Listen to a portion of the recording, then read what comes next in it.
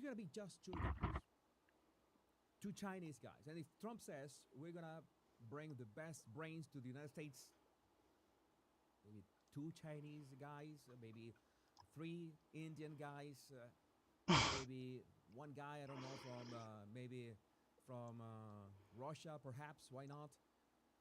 And that's pretty much it because you will have some one or two that are brilliant in nuclear power, then other two who are And great the at new meta is the left I side, don't right? know at This is the biology new meta. or AI or whatever. New meta, yo. And if you think about it, if you truly Let want me to flip this disrupt camera here so it looks cooler, industries bro. and you want to have the best of the best, it wouldn't be it would be like the Manhattan Project. It would be like 100 people and that's it. It would be 100 people and that's it. Yeah, apologies. I remember that I had I Oh yeah, remember this. I mean this. Oh yeah, it's really good. This is. Oh, actually, it makes more uh, sense for me too. Actually, that I said at some point that I if I make lives, I'm going to just limit that to members. You can Jesus. also make want to support my channel. You can become a member of my channel. By the way, He's very good. I would become a like I member of his said, channel. I'm I gonna am a leave member the of his channel. comments to members if Okay. things get too hectic. So I will limit Ugh.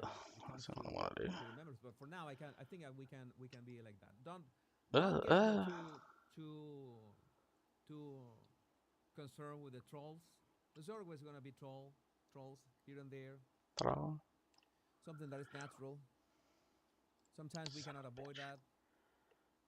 Um, Yeah, that's better. and so many of you loving my show, thank you. I really appreciate your words.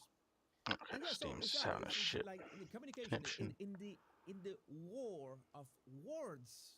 There's a lot to be said. So Trump is gonna say things that's gonna upset people on both sides. Why is he saying that 600,000 Chinese started? That happens. That happens. He's gonna do that. Maybe he wants to test the waters, and sometimes the wrong people are going to take the bait because when he began talking about that, oh, we need to bring the most brilliant brains to the United States, and so many people were okay with that, and I said, okay, that is great. Yeah, it's everyone needs to understand that the current uh, race in terms of economy, in terms of technology, in terms of everything, the market is global. It's not local, it's global. So you're essentially, as these industries of gaming, of AI are poaching each other, countries are poaching their best brains, and that's something that I've always thought that. I think that's fair in a free market of brains or talented people. Yeah, every country should say, okay, we are going to make sure to be the ideal destination for anyone who wants to work on nuclear power or solar power or AI or whatever initiatives of this. That is the idea. So you make your country as favorable as you can for those brains, right? And then they decide maybe there's this guy in Russia and says, hey, you know what? I would prefer working in the United States. It sounds I know that I am the only one who does this really good. I have this offer that I Yeah, I was said waiting for a heat the blast to fuck Market off. Zuckerberg I'm just gonna go farm stuff, but Lizard I didn't Meta realize you can is just offering this build huge like an package infinite farm. for Like I didn't. I $500 sort of million, realized it when I was maybe going through the 200 stuff you can million. build. There are things you can It's build where it's insane. just 500 million a to one collection of guy valuable gases, who's going to do it's like autonomous 400 mining. people for his AI project. And even Someone though else it's with the need one for guy who's supervision, working, providing a regular yield $1 until the sun is billion exhausted. dollars. Insert Dr. Evil meaning Oh, here. word. Okay. $1 billion. What is that? So I don't know. It still might With be worth it to come out here and $1 just kind billion of dollars for one guy. Yeah, over the course of it, you will essentially be Mark Zuckerberg's slave for 10 give me your years straight carbon. to be able to see the whole $1 billion. Maybe. This is not one of my planets. Oh, it is actually one of my planets, but whatever. Actually, I should get out of here. I should get out of here and go ruin other planets that aren't. Is the laser. Everybody jokes about that. I just needed to They don't care. discover They're gonna this. sue me. Okay, we're about to begin. Nope. Hello, hello, testing, Testing. Hi, everyone. We are 4 minutes out from starting the press conference. Thank you. Right, so we are 4 minutes out. You heard her. Where the fuck is sound? So again, Jesus Christ. There's no master? We have Holy words. shit. We have to. So many times we need to have a conversation with them. But Charlie tried to have a conversation, literally, and he was shot dead. So the question is, as everybody's saying, as Matt Walsh is saying, is getting Crowder. I don't know why I'm Sometimes doing I like disagree this. with Matt Walsh as well. I sometimes disagree with Crowder. I disagree with Candace Owens. I can disagree with Ben Shapiro. Sometimes I agree with them, most often than not. Sometimes I think that, especially Candace Owens, that lady can be insane. But I like the way that she has this conviction. You need to have conviction. I should watch Candace Owens more frequently to have that conviction in your ideas. I almost speak like Schwarzenegger, like with that accent. But Matt Walsh was saying that the right, the conservatives, we need to unite and leave our differences. Like It's apart. not even in sounds. Why? At the same time, yeah, there's a lot of infighting. There's a lot of infighting, and we know that it happens cranked. exactly the same in Venezuela. I'm from Venezuela. So many of you don't know. Oh, that's bad, yeah. Exactly the same in Venezuela because That was we like felt even like longer we are the ago. voice of reason. Like 8 or 10 years ago, the The fucking others a were just cheeseburger was like cheap. $10. It's like People they couldn't got afford to go to cheap. McDonald's. In every single red Kind of like roulette, now. every single Chavista, every single Madurista had the exact same narrative. It's insane they don't have a master Instantly. volume. Like, what? It's like you have Miraflores, you have Chavez with a update, and he pressed a button, and everyone got the memo, and everybody got the same narrative simultaneously on the left. And then we, the conservatives, I was pretty much like I would say like 20 years ago. I was. So that's as good as it's gonna get. I didn't pay much attention to politics, and well,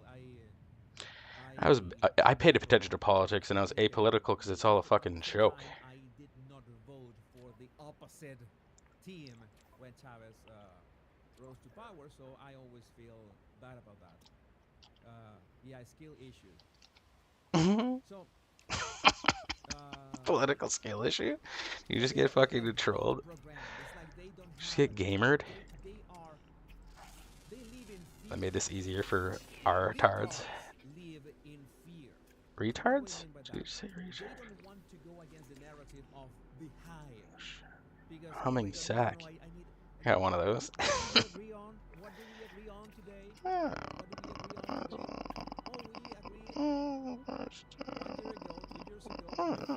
Let me just go check that out real quick. Okay, the elbow fucking boost still works a little bit.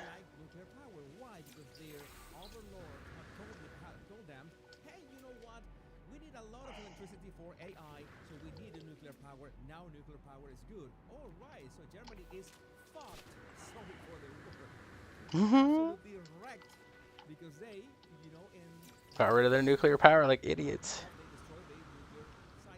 Yeah. And Trump told them not to. And they're dependent on fucking Russian gas. At the same time as they're going, Russia bad, bomb Russia, kill Russians. Again? What the fuck is this planet? Pure ferrite. Oh, hell yeah. Oh, this is just a big old bitch. Okay, how far is the storm away? Where the fuck is it? Is there buried treasure around here? Treasure.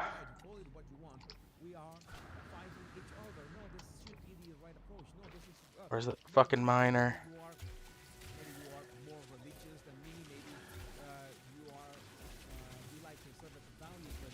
It's gonna protect me from weather.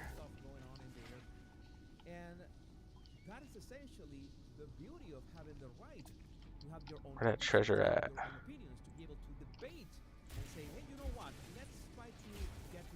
what we can agree on Fuck. and work on that and make America or Venezuela or any country in the world great again. But that is simply not possible. And you know that these people, Is this my mining tool?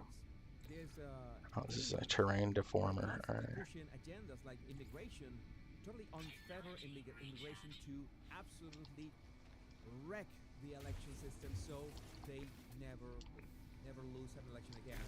It's something I always think about that. What I remember there's a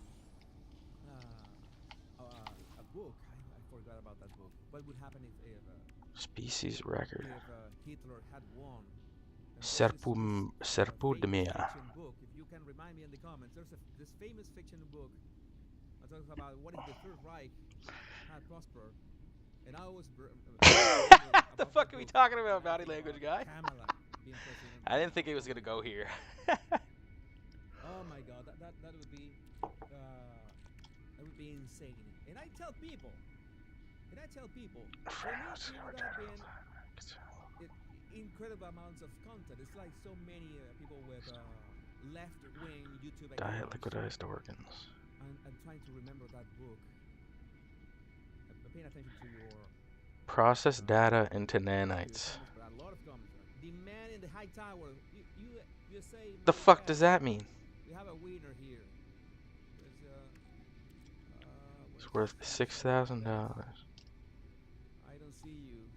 Process data into nanites. Also, Alex Popa, thank you. What does that mean? Tower, castle, yeah. What happens if I do that? It doesn't really explain anything, really. High castle, thank you. High tower, thank you. All of you are being, if you have been watching the live stream since early, all of you are being directionally correct. Okay, the man in the high castle. Is storm still happening? Oh, yep. Oh, that is heat storm. Get me the fuck out of here.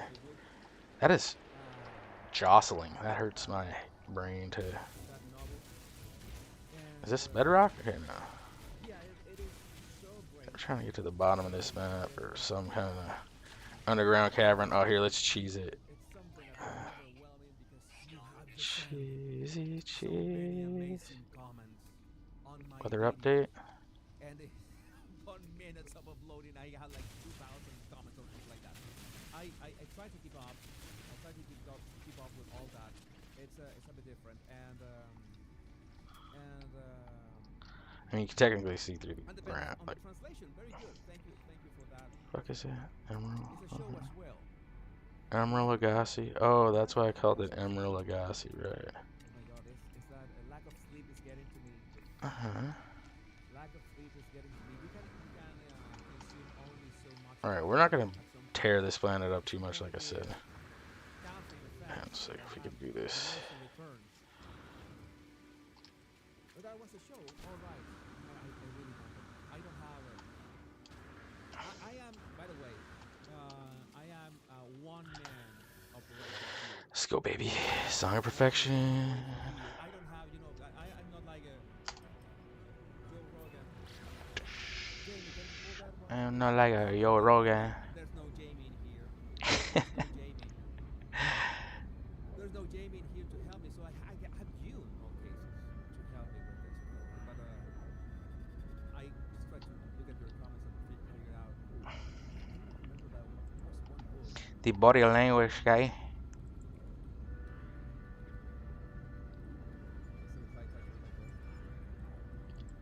Oh shit, I forgot. I was like, where am I going? I don't know. I should probably stop myself. Okay, I'm outside my system now.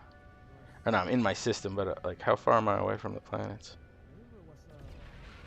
Zomidal. We'll have to rename that shit. Why don't we name it?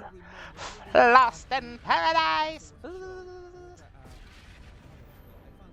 Rich in gold, silver, and emerald. High signal activity. Selenium, emerald, phosphorus, magnetized ferrite, ancient bones. Got lots of ancient bones in there. Very cool. We got cobalt. We got all the goodies. Okay, this will rename. This is our meme. How can I forget a novel by Philip K. Dick? I have What so is much this one? stuff in my brain. How Vile can I brood.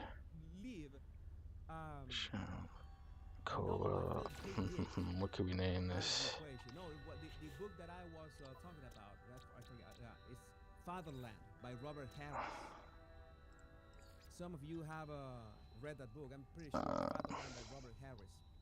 Fatherland is a 1992 alternative history detective novel in English by English writer and journalist Harris. It's hot. Set in a world It's where got a the superheated Allies won mist. World War II.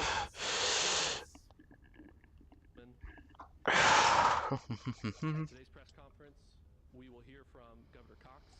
What's a hot meme? Kash Patel. Memes that have to do with heat. We also have with us Utah DPS Commissioner Bo Mason, Lieutenant Governor Deidre Henderson, Heat-related memes. Agent in charge Robert Bowles, Cheeseburger.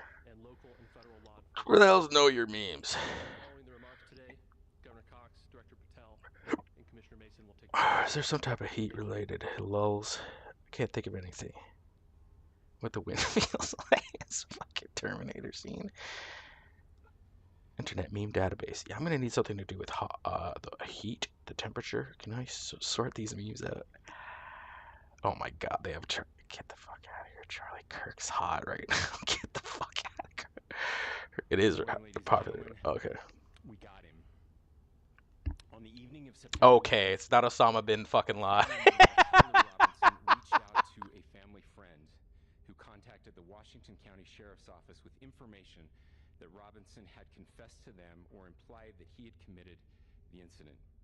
This information was relayed to the Utah County Sheriff's Office and scene investigators at Utah Valley University. This information was also conveyed to the FBI. Investigators reviewed additional video footage from UVU surveillance and identified Robinson arriving on UVU campus in a gray Dodge Challenger at approximately 8:29 a.m. on September 10th, in which he is observed on video in a plain maroon t-shirt, light-colored shorts, a black hat with a white logo, and light-colored shoes. When encountered in person by investigators in Washington County on September 12th in the early morning hours, Robinson was observed in consistent clothing with those surveillance images. Investigators interviewed a family member of Robinson who stated that Robinson had become more political in recent years. The family member referenced a recent incident in which Robinson came to dinner prior to September 10th, and in the conversation with another family member, Robinson mentioned Charlie Kirk was coming to UVU. They talked about why they didn't like him and the viewpoints that he had. The family member also stated Kirk was full of hate and spreading hate. The family member also confirmed Robinson had a gray Dodge Challenger. Investigators identified an individual as the roommate of Robinson. Investigators interviewed that roommate, who stated that his roommate, referring to Robinson, made a joke on Discord. Investigators asked if he would show them the messages on Discord. He opened it and showed several messages to investigators and allowed investigators to take photos of the screen. I was wondering why I named it Emerald, because it's got emerald, duh. Robinson's roommate. These photos consisted of various messages, including content of messages between the phone contact named Tyler with an emoji icon and Robinson's roommate's device.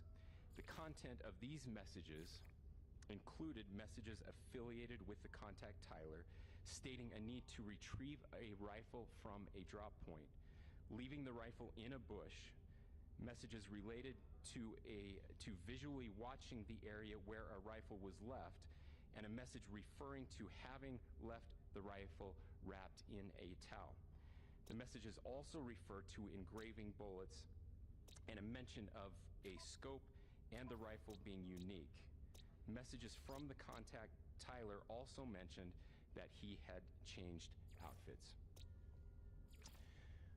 I know there's been speculation as well as to the writing on those casings, those bullet casings, and I believe we have that as well. And I will share that with you now. So the area north of Campus Drive Road where the suspect crossed over, you saw some of that in the video that we released last night, consists of a grassy area with trees on the edge of the UVU campus. Investigators discovered a bolt-action rifle wrapped in a dark-colored towel. The rifle was determined to be a Mauser Model 98 30-06 caliber bolt-action rifle. The rifle had a scope mounted on top of it. Investigators noted inscriptions that had been engraved on casings found with the rifle. Inscriptions on a fired casing read, "Notices bulges, capital OWO, what's this, question mark." Inscriptions on the 3 unfired casings read, "Hey fascist, exclamation point, catch, exclamation point." Up arrow symbol, right arrow, and symbol, and 3 down arrow symbols. A second unfired casing read, "Oh Bella Chow, Bella Chow, Bella Chow, Chow Chow." And a third unfired casing read, "If you read this, you are gay, LMAO." We are indebted to law enforcement across the state who's worked seamlessly together, local law enforcement, state law enforcement, and our federal partners with the Federal Bureau of Investigation. We're grateful for everyone who worked together in such a short amount of time to find this person and to bring justice. I want to thank the public who has been so engaged, reviewing videos, helping us with sending in tips, and helping us get to this point. I want to thank the family members of Tyler Robinson who did the right thing in this case and were able to bring him into to law enforcement as well. I especially want to thank the family of Charlie Kirk, Erica, Charlie's parents, his children. I want us to be thinking of them as we bring justice in this case. They will be involved in that justice. We will be working very closely with them as we move through this process as well. This is a very sad day for our country, a terrible day for the state of Utah, but I'm grateful that at this moment we have an opportunity to bring closure to this very dark chapter in our nation's history. With that, I will now turn the microphone over to the Director of the FBI, Kash Patel. Thank you, Governor. This is what happens when you let good cops be cops.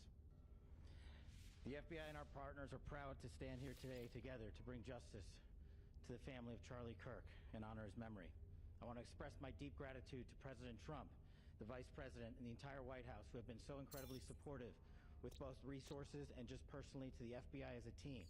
They had our backs the entire way, and I just want to express my gratitude for giving us the resources we need to operate in this space to bring this sort of justice at this sort of speed. In 33 hours, we have made historic progress for Charlie. Governor Cox, our partnership has been absolutely incredible these last few days. Our partnership will endure. Your state and local partners, your sheriffs, your DPS community has been unbelievably impressive in the hardest of times. And a case like this cannot be solved, cannot be brought without partnering with your state and local authorities. The FBI has a certain role to play, and we will play that role, and we will lead out for the federal government. But Governor Cox, we are so grateful for your state partnership that led out on this investigation. A little bit of the timeline. Charlie was shot at 12:23 p.m. on Wednesday. The first FBI agents arrived on scene in 16 minutes with chiefs of police at 12:39 and secured the scene. The FBI immediately launched fixed-wing assets. We utilized these assets to transport personnel, specialty technicians, hostage rescue teams. We also utilized these assets to go back and forth from the East Coast and here in Utah to transport forensic evidence and other evidence that will be analyzed and is being analyzed at our FBI laboratories in Quantico and other laboratories, including the ATF. At my direction, the FBI released the first set of FBI photos of the suspect at 10 a.m. local time on 9/11. Then, shortly thereafter, the FBI reward of $100,000 was released at 10:45 a.m. local. Myself and Deputy Director Bongino arrived on the scene at approximately 5:30 p.m. on 9/11. The governor led a press conference last night at approximately 8 p.m. where at my direction, the FBI released a never-before-seen video of the suspect. We also released new images to the public of the suspect. And just last night, the suspect was taken into custody at 10 p.m. local time. In less than 36 hours, 33 to be precise, thanks to the full weight of the federal government and leading out with the partners here in the state of Utah and Governor Cox, the suspect was apprehended in a historic time period. And I want to highlight what Governor Cox said. This would not have been possible without you, the media, and you, the public.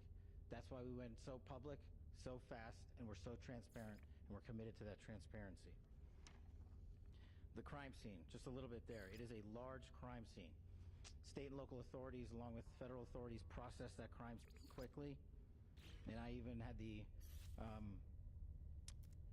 ability to walk through that crime scene and walk through the steps the suspect took to learn more about what was needed and what resources we needed to bear to create a full picture for the FBI and leadership back in Washington. Furthermore, thankfully to state and local partners, forensic evidence has been seized and continues to be garnered. Forensic evidence has already been evaluated at FBI laboratories in Quantico and state and local authorities here. We will continue to process evidence as we see it, as we collect it, and we will continue to deliver it to Governor Cox and his team.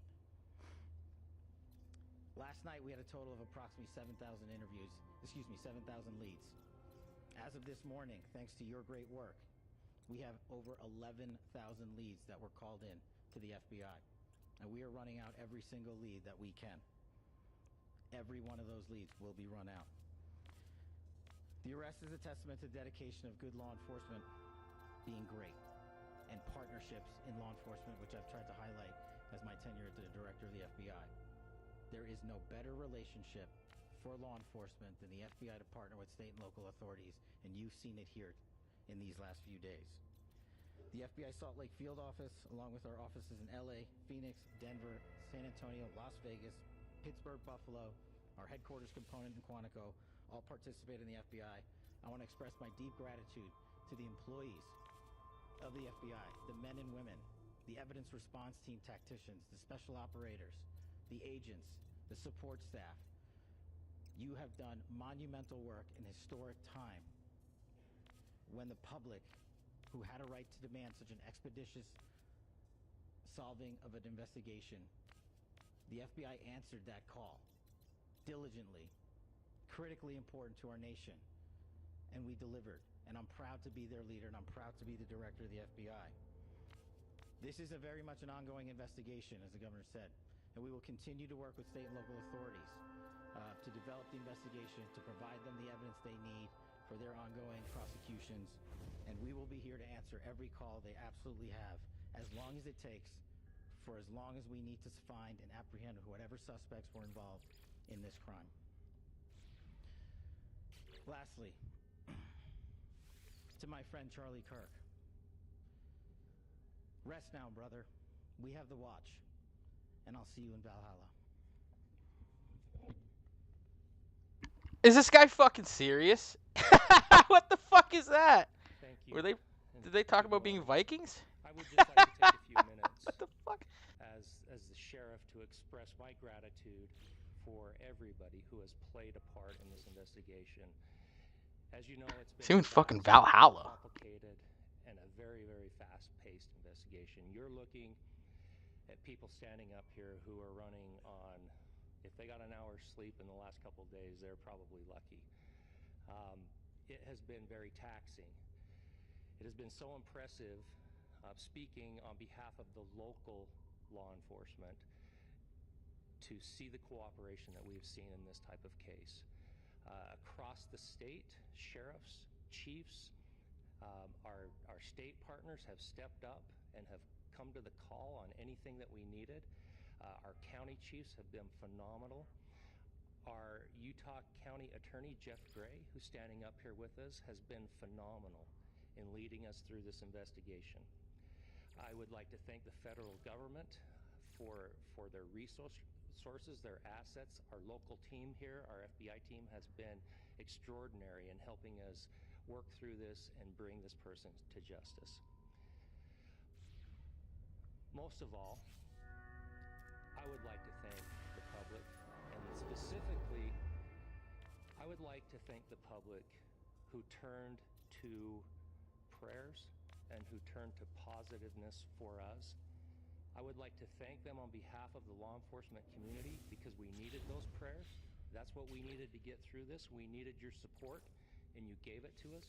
We needed your patience, and you gave it to us. And I would like to thank you for the Kirk family because that's what they need, is your support and your prayers, and that will get us through all of this. So thank you everybody for everybody that have stepped up. We've had such a phenomenal response to this. Thank you.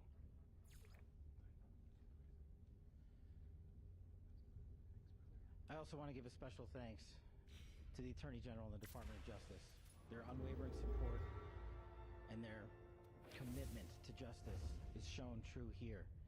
And without AG Bondi and Deputy Attorney General Todd Blanche and the resources they brought to bear, we would not have been able to complete our mission. And I just want to say special thanks. It's an honor to be a part of the Department of Justice.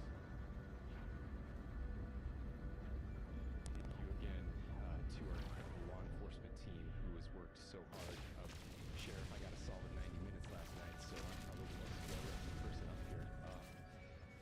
Ladies and gentlemen, I get the microphone, so I hope you'll permit me Ha ha ha, just talk about Charlie Kirk being dead. a few more thoughts about where we are and how we got here, and maybe a little bit of where we go from here. I don't want to get too preachy, but I think it's important that we, with eyes wide open, understand what's happening in our country today.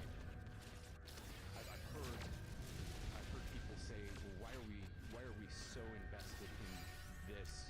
There's violence happening all across the country, and violence is tragic everywhere, and every life taken is a child of God who deserves our love, respect, and dignity. This is certainly about the tragic death, assassination, political assassination of Charlie Kirk. But it is also much bigger than an attack on an individual. It is an attack on all of us. It is an attack on the American experiment. It is an attack on our ideals. This cuts to the very foundation of who we are, of who we have been, and who we could be in better times. Political violence is different than any other type of violence for lots of different reasons. One, because in the very act that Charlie championed of expression, that freedom of expression that is enshrined in our founding documents, in having his life taken in that very act, makes it more difficult for people to feel like they can share their ideas, that they can speak freely. We will never be able to solve all the other problems, including the violence problems that people are worried about, if we can't have a clash of ideas safely and securely. Even, especially those ideas with which you disagree. That's why this matters so much. Over the last 48 hours, I have been as angry as I have ever been. As sad as I have ever been.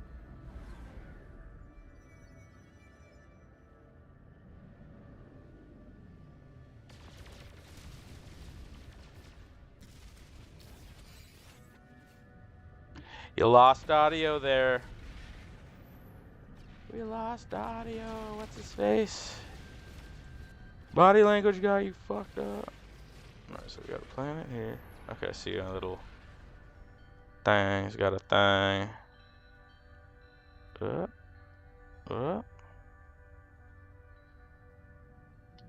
This field is really okay, right? I gotta get used to this shit. Where the fuck is the planet I'm trying to get to? My brain hurts. It's a very pain in my brain. Okay. There's Flaming Emerald. That means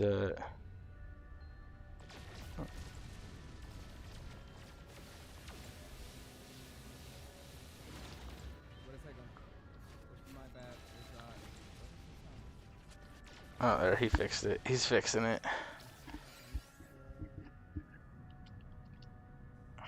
Where's the sound? Oh, maybe... maybe, he's not fixing it. Have any idea what is happening with the sound? Let me see. 105k? I'll take 105k. He'll die. Your generation has an opportunity to build a culture that is very different than what we are suffering through right now. Not by pretending differences don't matter, Uh-huh. but by embracing our differences and having those hard conversations. I think we need more and more Just press it down and auto locks on motherfuckers. that words are violence. Oh, shit. Words are not violence. Violence Okay, is no, that was it. violence. That's all that was. And there is one person responsible You're welcome, for Corvax. what happened here, and that person is now in custody and will be charged soon and will be held accountable. And yet, all of us have an opportunity right now to do something different. I want to thank my fellow Utahns. You know, this bad stuff happens, and for 33 hours, I was praying that if this had to happen here, that it wouldn't be one of us. That somebody drove from another state, somebody came from another country. Sadly, that prayer was not answered the way I hoped for. Just because I thought it would make it easier on us if we could just say, "Hey, we don't do that here." And indeed, Utah is a special place. We lead the nation in charitable giving. We lead the nation in service every year. But it did happen here, and it was one of us. But I want you to look at how Utahns reacted the last 2 nights. There was no rioting. There was no looting. There were no cars set on fire. There was no violence. There were vigils and prayers and people coming together to share the humanity. And that, ladies and gentlemen, I believe is the answer to this. We can return violence with violence. We can return hate with hate. And that's the problem with political violence, is it metastasizes. Because we can always point the finger at the other side.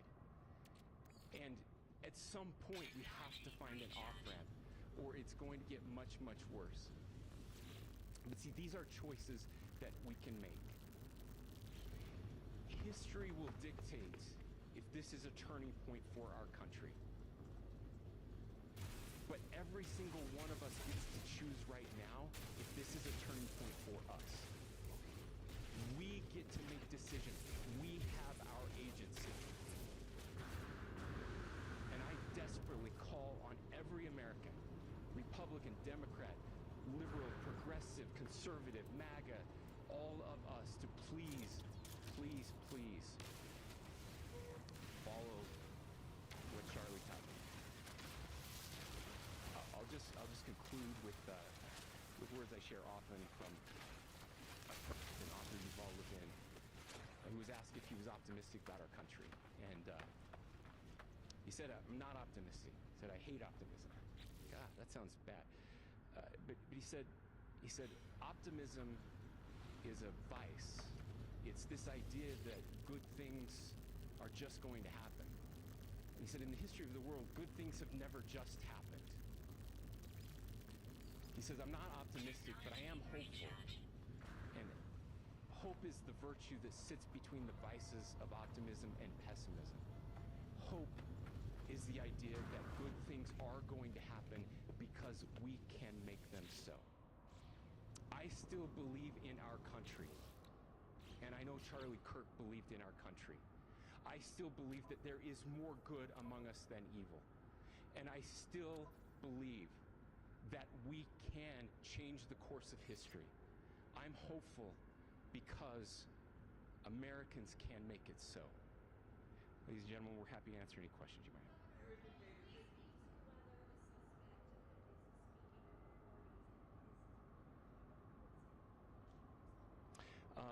I cannot speak to that.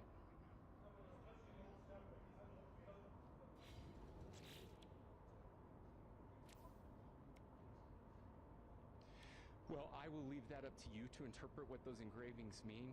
I think the clearest one that says "catch fascist," there's not. And by the way, that's like catch like a ball, catch this. I think that speaks for itself.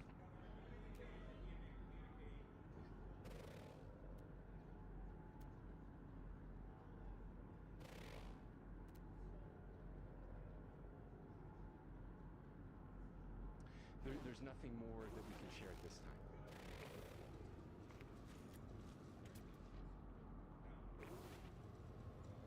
Do you give it the opportunity to ask questions? We do not at this time have any information that would lead to any additional arrests. Yes. But the investigation is ongoing.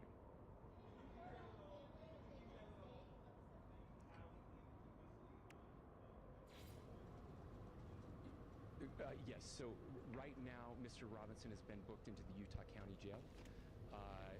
You heard the president this morning report that he was taken into custody, that his family and a friend helped to deliver him into custody of law enforcement in Washington County. For those of you that don't know where Washington County is, it is the southwesternmost part of the state of Utah. It's about a 3.5 to 4 hour drive from here, where we are right now, and that's where he lived and where they turned him in. Please, I'll go here. I can't share any more than what I've already shared. Yeah.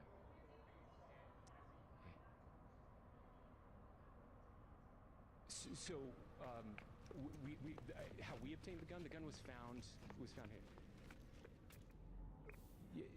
So I don't have much more details on that.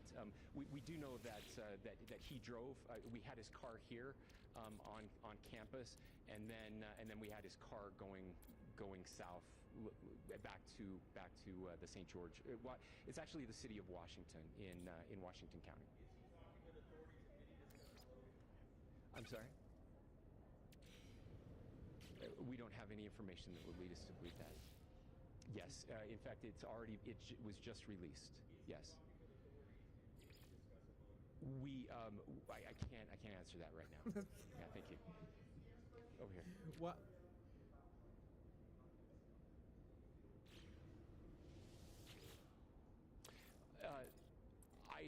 I absolutely believe that this is a watershed in American history. Yes. The question is, what kind of watershed? And that chapter remains to be written. Is this the end of a dark chapter in our history, or the beginning of a darker chapter in our history? Look. I mean, if you look at true political assassinations in this country of someone of this stature, this feels a lot like the late '60s, and having one so gruesomely displayed on camera in all of our hands and in all of our pockets. We are not wired as human beings biologically, historically. We have not evolved in a way that we are capable of processing those types of violent imagery. And by the way, we've seen another one with a gruesome stabbing very recently that went viral. This is not good for us. It is not good to consume. Social media is a cancer on our society right now, and I would encourage people. Yeah, what is this guy talking about? Touch grass, hug a family member, go out and do good in your community. There are Fuck that is off, happening. man. Yeah, fuck off. Don't tell us not to look outside, you fucker. How about you fucking enforce the law? Basically, we are the ones. I'm gonna mute this bitch. We are the ones. We are the ones who have done so much goddamn work in so many ways, in exposing precisely what you're complaining about. But I had to interrupt this tool. I'm not going to continue. This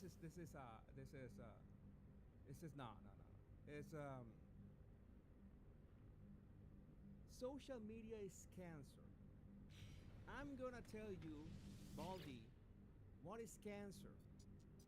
It's the people who advocate for the killing, for the death of the people that they don't like the words they say. Those are the cancer, not social media. Oh, guns are the problem. Guns kill people. Fuck off. It's social media. It's like a hammer. It's like a rifle. It's as simple as that. It's a tool. I'm not gonna. This guy is not answering. Yeah, absolutely, absolutely. Go away. Go away. This is so upsetting. What is this guy talking about? What is this guy talking about? He began rambling like he was JFK or something. It's not what the country can do for you, or what can you do for your country? What the fuck, man? What is that? It was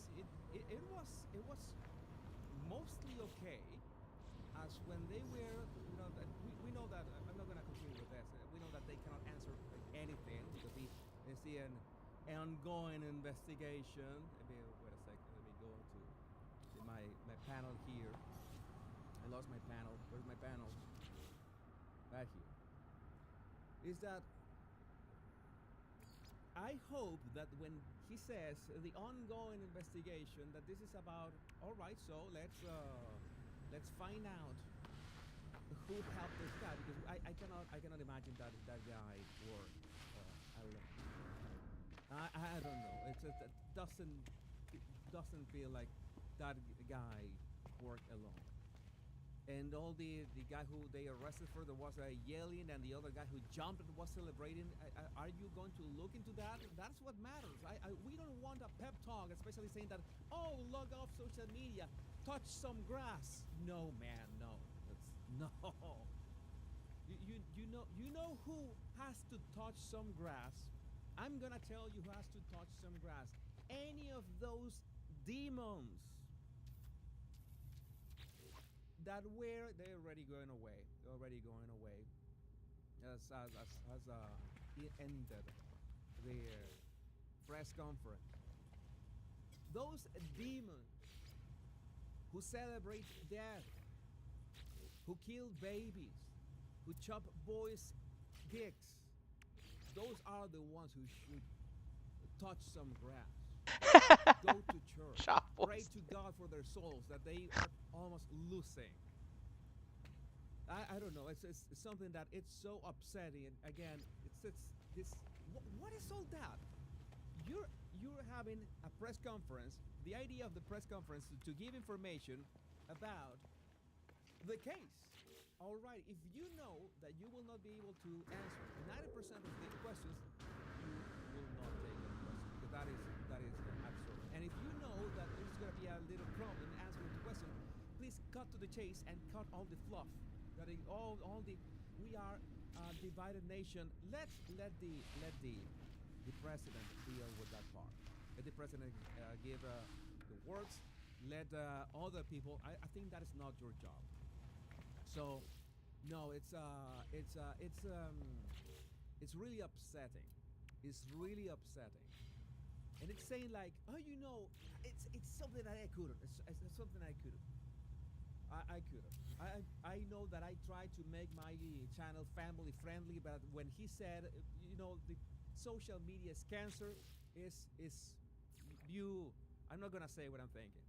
I'm not gonna say what I'm thinking, but it's so upset. It's like I'm gonna make a video right away about all those morons. Let's tone down the rhetoric right now. All those morons on both sides. They say, "Oh no, the hate speech, the verbal violence is from both sides." No, the moment somebody says that the hate is from both sides, I think that I'm not gonna name. I'm gonna make the video properly. I'm gonna name anybody right now. I'm not gonna trust my memory after so many hours with a lack of sleep. But when you say, the moment they say, oh, the hate is from, and how many body bags have been needed on each side? For real. Who are the mostly peaceful protesters? tell me about that. I will wait. That this is so infuriating. I don't know. I need to take a second look at that because why would you do all that verbal fluff? Do all that stuff. This is oh yeah, there's a country divided. Go touch some grass. No, it's way too much. It was odd, by the way. So many times that Kash Patel said, "We solved that in 33 hours." 33 hours. All right. Okay. So nice. We have the mugshot, by the way. I also have the mugshot here. The hell is about the Valhalla thing, dude? What the fuck is that? Here's the guy. Dude, what am I doing wrong here? Like, now it's not, it cannot build unless attached to structure. Yeah, here's a structure right here. The pictures that we had in other instances. How the fuck is that there then? Let's see if I can switch to my video processing software. So What is this? Concrete? Does it tell me what piece I'm holding right now? What the fuck is that? That's not what I wanted to do. Where the fuck did I just put that? Some kind of magic in here. Where's the mugshot? And bring the mugshot closer to where am I? Here. The fuck happened to my stairs? What the fuck? Okay. Right here. Maybe we can something like this. What the fuck, man? This game is fucking stupid now. What the fuck? Dude, what am I doing wrong? Cannot build invalid position. Must attach to structure. What the fuck is all of this shit then? What am I fucking crazy? Is it because I moved the fucking... How am I building anything else though? Like, you know what I mean? It's not because the base thing isn't near. Because I could build other shit. I built those generators, no problem. Dude, what is the game's malfunction? I can't build stairs anywhere. How do you expect us to be able to, you know, give you information about the guy if you Yeah, this is a structure. What? stupid photos where you cannot see her? Cannot build, must attach to structure. That was so dumb. Oh man. Yeah, Must attach to structure. looks like him. But I should check this. Is this because it's 7 years old? It won't attach to it? Like, I don't. Drink some water, maybe wash my face, maybe take a nap. I don't know. But from this angle, it looks like him. There's yet another picture here that we could use. Because this isn't really built on a real foundation?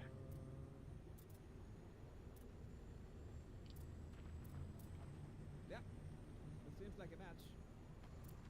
Seems like it. Neck fits. So, no, he doesn't look trans. I knew. Remember that I told you both on X and told you here as well. I told you on both platforms that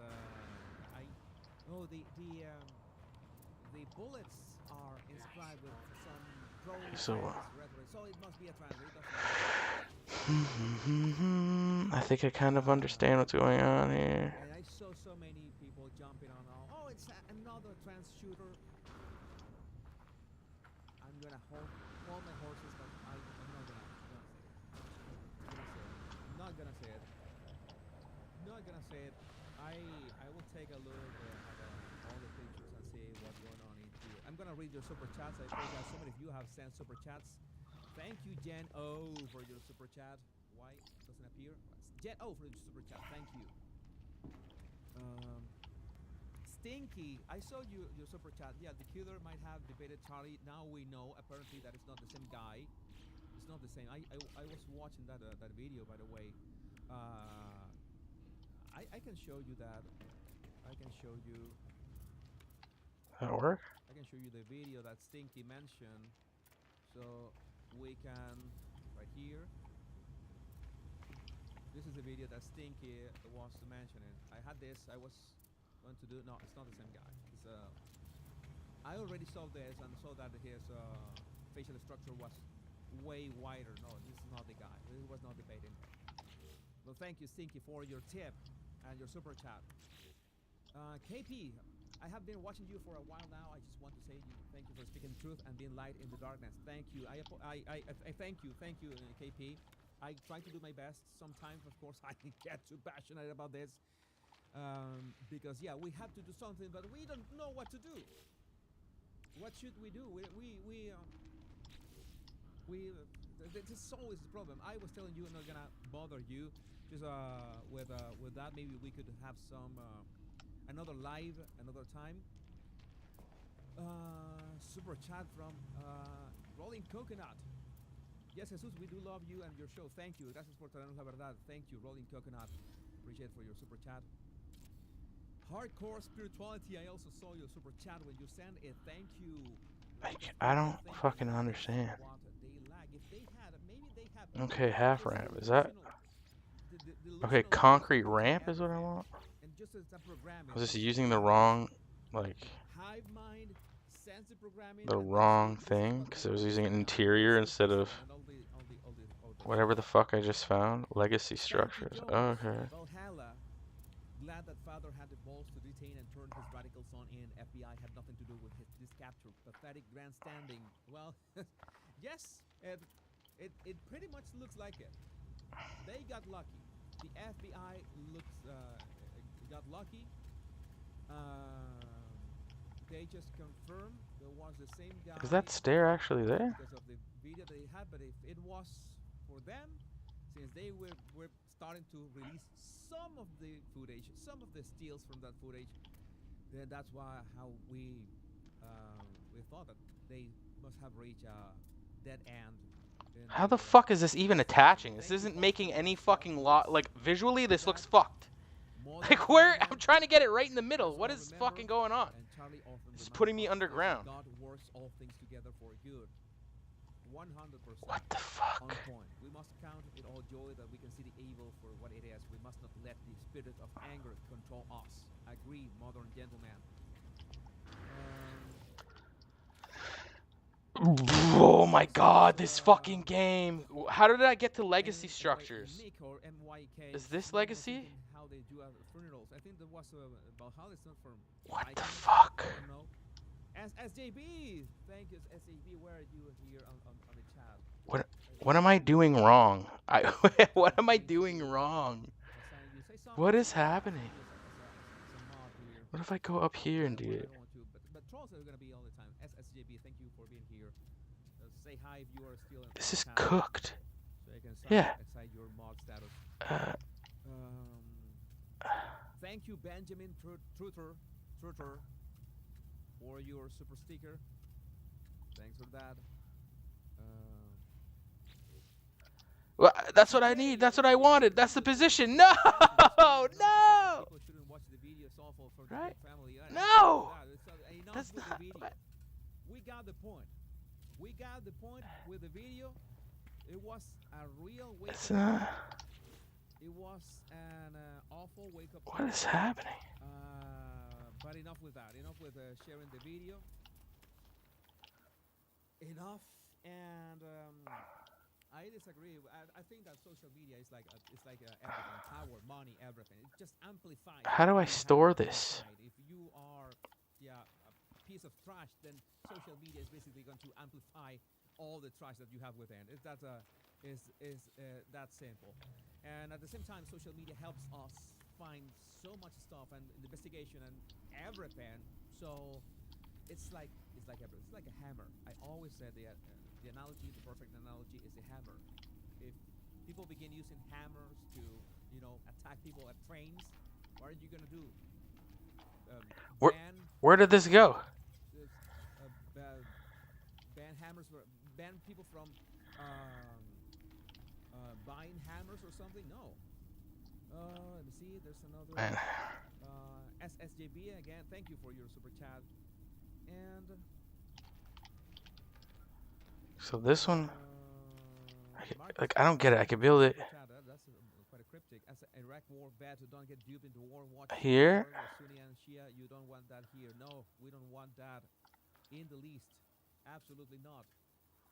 Well, why does it refuse to just?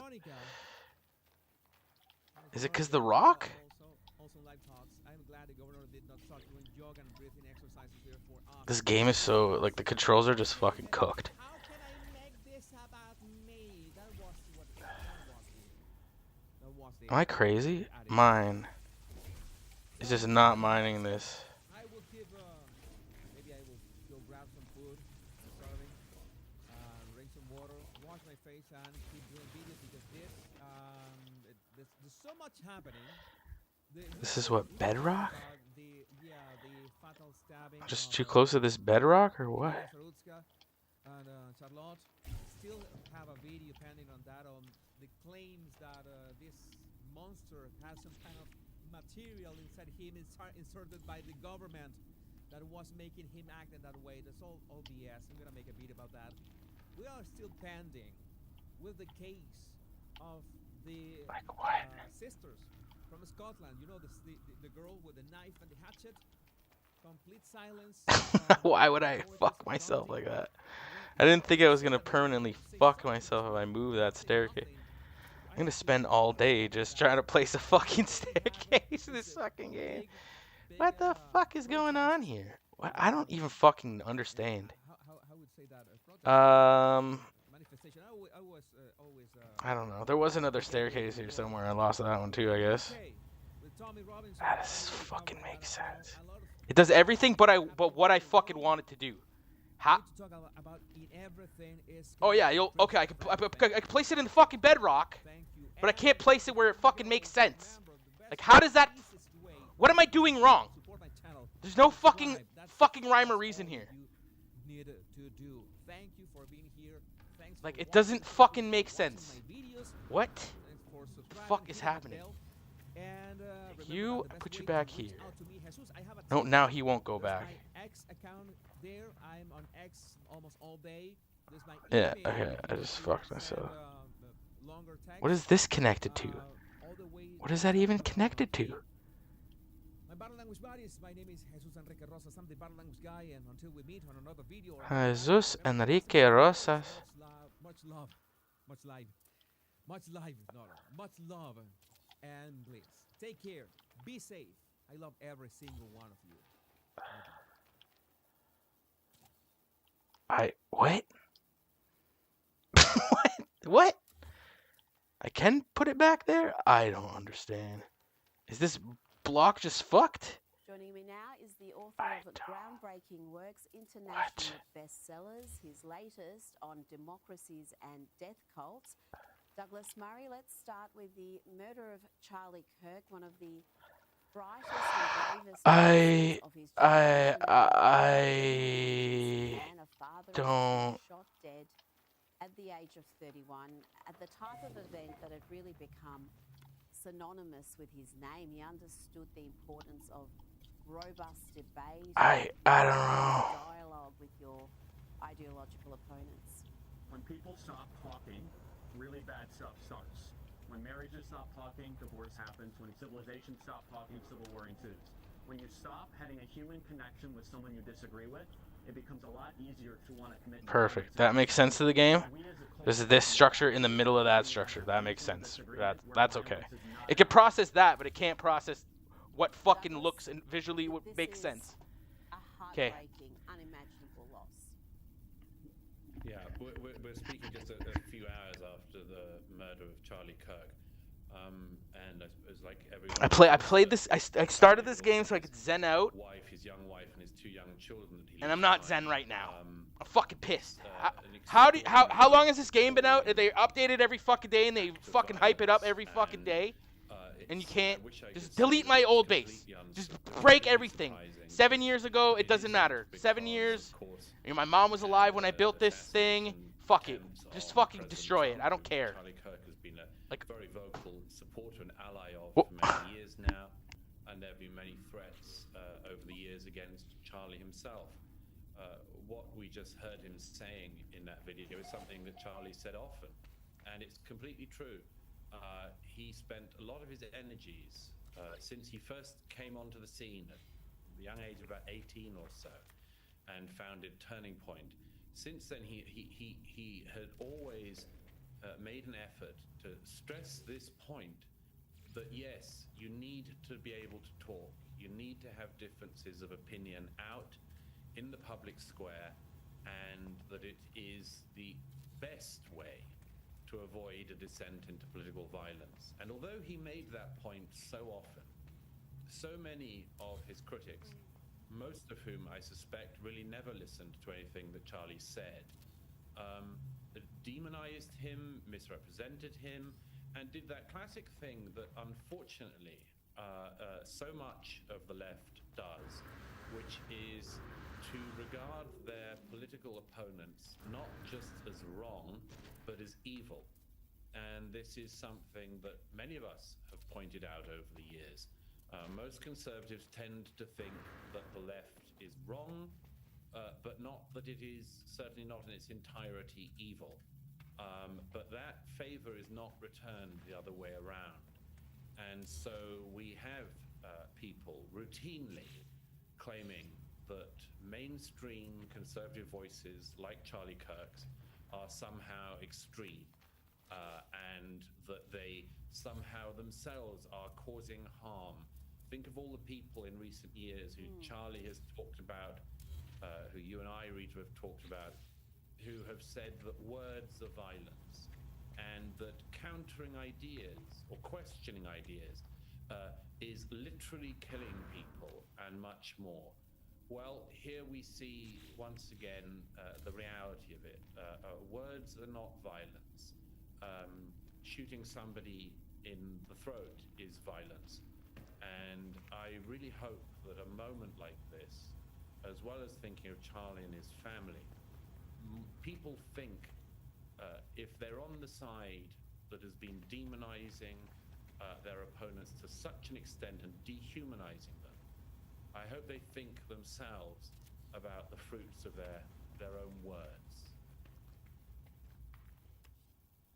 And Charlie was rare. He had the ability to persuade so many from across the political divide. That's rare these days. It made him enormously influential, particularly amongst young men. And Douglas, it was such a wholesome message at its heart. It was about prioritising family and religion and truth.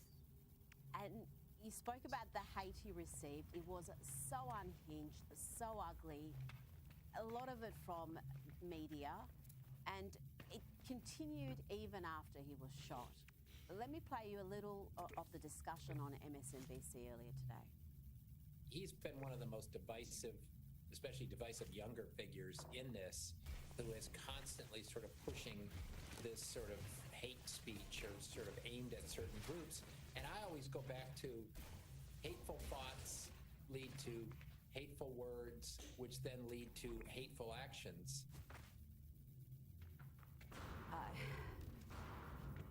I'm not going to say what I want to say. What's your response, Douglas, to what you just heard? That was Matthew Dowd on MSNBC earlier. Well, I mean, the obvious thing is to make a rhetorical point about what Dowd said there, which is, what if somebody had hateful thoughts about him? What if his hateful words that he said just there led to somebody shooting him or a loved one of his or a friend of his in the throat? Would he exercise the same attempt at logical consistency then? I would think not, probably. But yes, that is an absolutely classic example of smearing the only just dead. And what Matthew Dowd said there is completely shameful. And if MSNBC had any shame, they would have said that immediately to him and taken him off the air. What Charlie Kirk argued for throughout his public life, which was effectively throughout his adult life, were very straightforward things that were not controversial until very, very recently.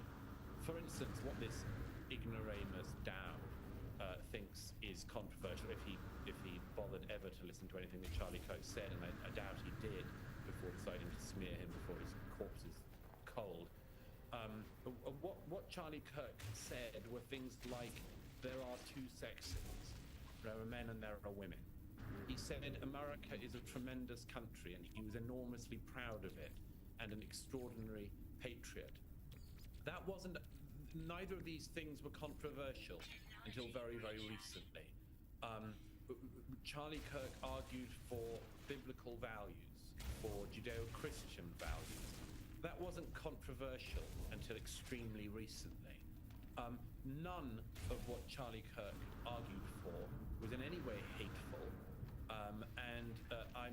I wish, as I say, that people like Dowd, MSNBC, and many others realize that the hate has been so disproportionately coming from them. It's them who say that saying that America is a good country is somehow hateful. It's them that says that saying that there are two biological sexes is somehow hateful. No, it isn't. None of that was ever hateful. It was a statement of fact or of opinion, and that used to be allowed in America, and that used to be respected in America. And it's a terrible, terrible demonstration of where America and the West has come to, that the statement of obvious truths and the statement of opinions that millions and millions of people hold fast to should be smeared in this way. Dowd said plenty more, and then there's been other media outlets who've disgraced themselves today. Just to clarify, he made those comments after Charlie was shot, but before his death was announced. But shameful at any time to be saying that, to be blaming the victim for speaking the truth.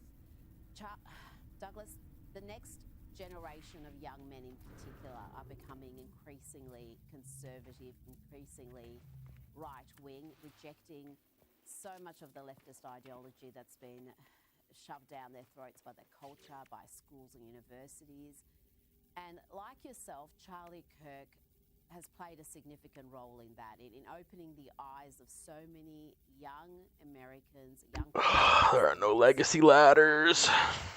Making them unafraid to speak, making them say their opinions. Smokey. Hey, boy. The prevailing dogma. And Douglas, he always did it so politely, even in the face of terrible abuse. I used to play his all the time. The interactions where that's the problem I didn't realize. I'm trying to mix legacy structures with current structures, and it doesn't work. Arguments in the face of terrible abuse, and they still shot him. No matter how much you spoke about the importance of dialogue, about not demonizing your opponents, about engaging and making sure that we're at a point where we can still talk to each other, and they still shot him. We'll find out who they is, I suppose, in the coming hours and days. I think that whoever the shooter turns out to be, I need to drink some water. Who my God, I hate this game so much. This is not relaxing at all. He was an extraordinary. Am I doing real construction right now? What the fuck is happening? His earned success over the years. So delete all this. Delete all of it. 7 years old structure. I guess it just. I don't know what to do anymore. And as I say, it needs to be said again, an incredible patriot. I hope that after this, there will again, I have to destroy it to make it work. But why would I just? It's 7 years old. Most of this is 7 years old. You know what? You want to preserve it as much as you can. I just need to be able to get up and down in here. You know, I guess it's not that big of a deal if we kill a legacy staircase. These moments can be real crossroads, and I hope that all of those young men and women, just for the sake of getting in here, who were inspired and educated and informed by Charlie, this can stay. That their task now is to pick up where he left off. So we technically only need to emulate what he did, and to emulate the courtesy, the patriotism, the decency that he showed, in his public life, and that they don't sink into the kind of behavior which they see among their opponents. I hope that is the case, because you say, Rita, Charlie always demonstrated such considerable courtesy and decency, even to his political opponents who were screaming abuse at him and much more. So it could be, as I say, it could be one of those moments where some people sink down and meet their opponents on their opponents' terms. Okay. It would be a much better thing for America and for all of us, I think, if we rise above that. And remember that what Charlie said and was saying right up until the moment he was shot remains as true now as it was all these years, which is that, yes, we need to be able to explore ideas. We need to be able to... Okay, this is just missing components now. Okay, I see. And that if we lose that, then people resort to violence. And how terrible it is that something that he perceived so clearly and said so often should be something which has now been proven by the evil person who's taken his life away. And he was always so brave. He talked about speaking truth, and in the past week, he has spoken a lot of truth, a lot of uncomfortable truths about crime in the US, particularly after the murder of the young Ukrainian woman down in North Carolina, and the media's reluctance initially to touch that story at all, the overrepresentation of a segment of the population in the violent crime stats.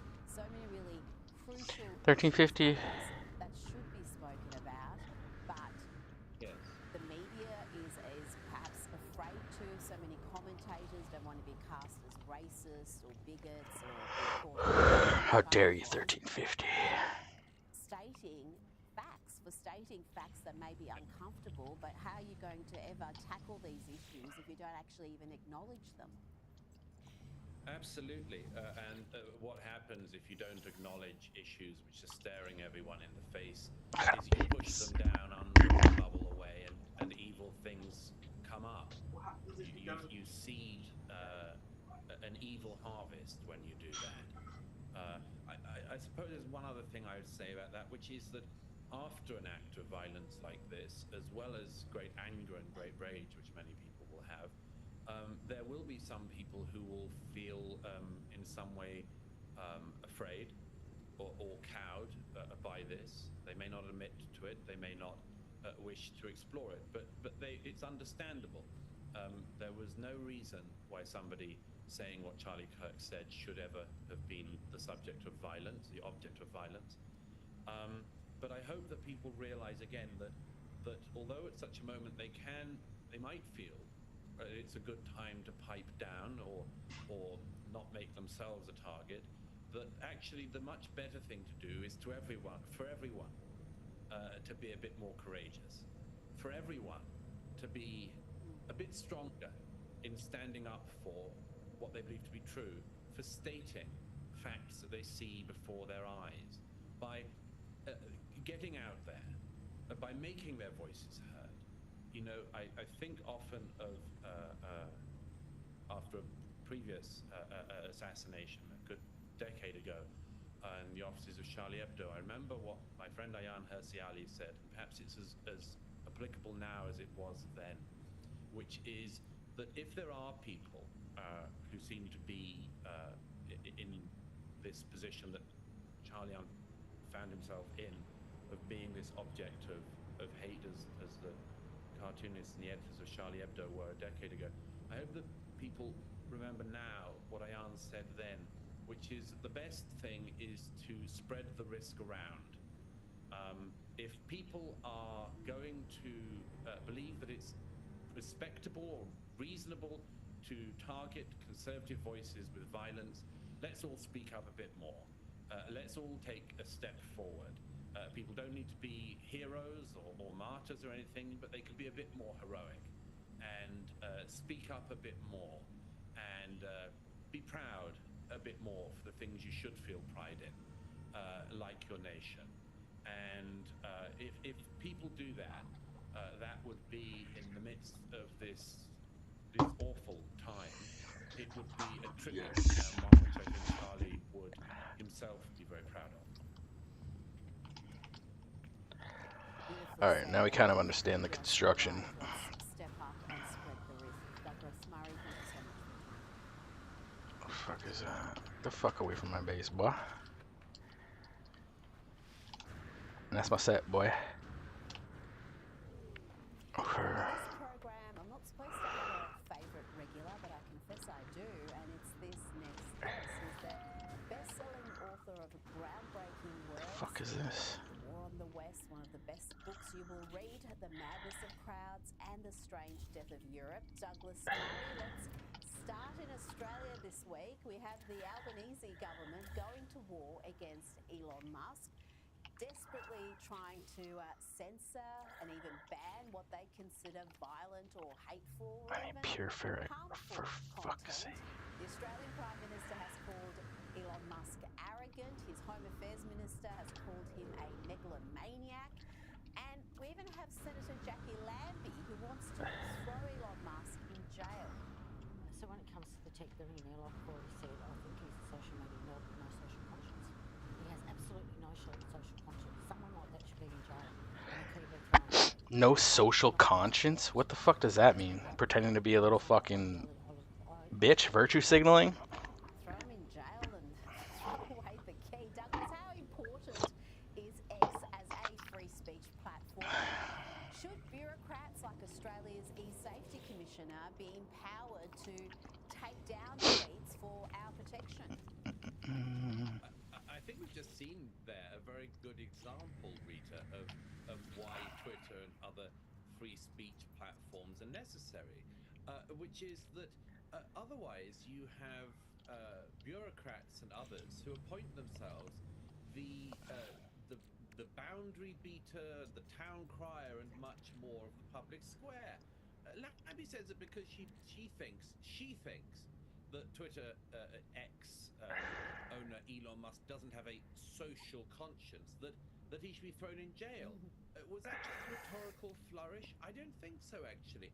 I think people like her think genuinely that they should have the power to not just police but arrest the public square, and that's an extraordinary demonstration of why members of the public in country after country actually do need to have platforms. X, like every other platform, goodness knows, has its problems, but it's a demonstration of why we need platforms that can effectively live above and alongside these sorts of figures. You know, otherwise we have this just permanent, effectively thumb to our throat of people like Lambie saying, you know, if you don't agree with me and what I've got on board with in, I don't know, the last 6 months, then you're not just reprehensible, you're not just appalling, but you have no place in our society. And unfortunately, as people like her sometimes find out, the people they believe don't have any place in society After fucking around. turn out to be what we used to call the general public. Now, Douglas, call me cynical, but it seems the government is preoccupied with removing this footage of an alleged terrorist event in Sydney from X because it doesn't want to talk about the broader issues, things like importing hatreds, assimilation issues, and it's looking at censorship as a way to curb these difficult questions. You want the CASM. To polarization and populism. Can a case be made that if we do have... Did I not have the minerals too? I don't know. I could have just been freaking out for no reason. I just had a Kit Kat, so now, I mean, a Snickers, whatever the commercial is. I mean, first of all, I think there is a serious problem in the It all makes social sense media now. of people getting, it's not just images they shouldn't get, images we wouldn't have got in the past, particularly brutal images. No, it's the jetpacks, because being janky, I had to know. So I'm figure that one out. The stabbing or something, I just sort of think, I didn't need to start the day with that. And I think there is a sort of issue about the filter which the mainstream media used to put on particularly really violent things that we just were told about. So We we could do trusted, something but we here. didn't need to see. You remember the old news reporter line of, if you don't want to see this, or look away now. But there was definitely filtering Bring to it closer protect to us me. from ultra-violent scenes. And, that seems certainly to have burst. But what we're really talking about here with issues of, scenes like the appalling attack on the Sydney priest is not actually, as far as I see it, people saying we just don't want people to see violent content per se. It is, we don't want you to see this bit of violent content. And it always Per tends se. in one direction. If it had been a white racist sort of killing What am I looking at? or Is assault there another of a black person tile? or an indigenous person, I would imagine that the authorities would be very, very wary at least of saying, no, this footage can't get out there. And what I'm saying is that there has been a pattern of sort of one-directional desire for censorship. And we all know where that comes from. It comes when officials, politicians, and others don't know I what could to build a do with cuboid the here. major problem, and so go on really hard on the secondary problem. The problem here is not the footage of this young man allegedly on camera stabbing at a priest. It is the problem that such a thing would happen in the first place in Sydney in 2024. That's the problem. But people find it so much easier, and I've seen this for 2 decades now, they find it so much easier to go on to secondary problems. What do we do about censorship online? That's fine. What do we do about online radicalization and much more? No. The problem is one to do with your immigration policies, your integration policies, your radicalization policies, and much more. But that seems to be beyond them. So off they go debating a video. Well, you wrote about this very thing in your book, The Strange Death of Europe, about the West's self-loathing and the mass immigration that we have seen. That was back in 2017, and you warned that Europe is committing suicide, or at least its leaders had decided to commit suicide. And right as you were releasing that book, we got this warning from the United Arab Emirates Foreign Minister, Sheikh Abdullah bin Zayed Al Nahyan, who warned that we would see terror attacks coming out of Europe thanks to the ignorance of their leaders and their desperation, I guess, to be politically correct. Let's revisit that particular speech. Let me say this, so you can understand what I'm saying.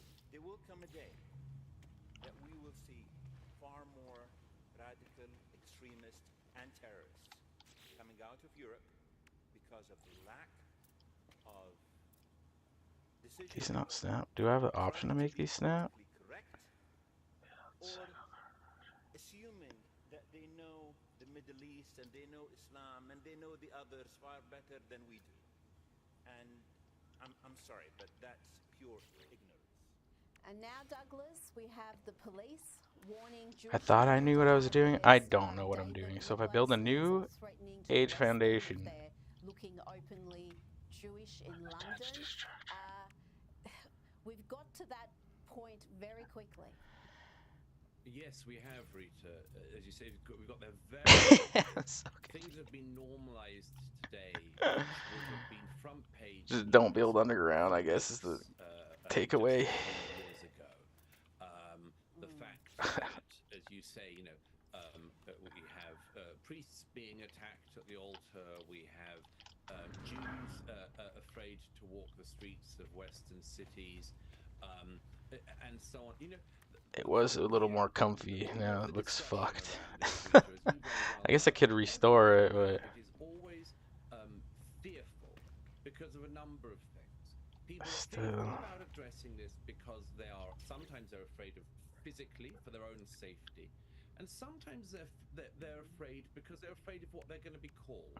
For instance, if you say what our Emirati friend there just said, and you don't have the advantage being from where he is, dressing as he does, looking as he does, and having his name, you'll be called an Islamophobe and perhaps even a racist.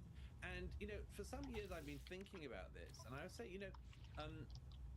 anyone who doesn't think that there's a problem within Islam doesn't know enough Muslims, and they should really get out there and make some Muslim friends. Because if they knew any Muslims, if they were friends with any Muslims, they'd know that all Muslims know that there's a problem. All Muslims know what our Emirati friend there was talking about. They're not ignorant about it. They know what's happened to their co-religionists, among others. They know how apostates are treated within Islam. They know how reformers are treated. They know how Shia and Sunni are at each other's necks and have been for a millennia and a half. They know this. They know there's a problem. But the only people who can't talk about that are the people, the countries who have been experiencing immigration from Muslim countries in very large numbers. And if that migration was all of secular or secularized, progressive, reformist, open-minded, live and let live, we respect the traditions of the country we're moving into types, then, hallelujah, I'd say, to coin a phrase. But that isn't the case. Because of our immigration policy, because of our lack of integration policy, because nobody really knows what they're doing with so-called integration policies. The fuck? We've been importing an awful lot of people, and you can choose your number. We've been importing an awful lot of people who think very differently from you and me, and most other people who thought there was a settlement in our countries. There was a poll just the other day in the UK about support of Hamas among British Muslims. And it was only a minority of British Muslims that were willing to condemn or say that they opposed Hamas. Well, that's not a problem for Israel. That's a problem for Britain.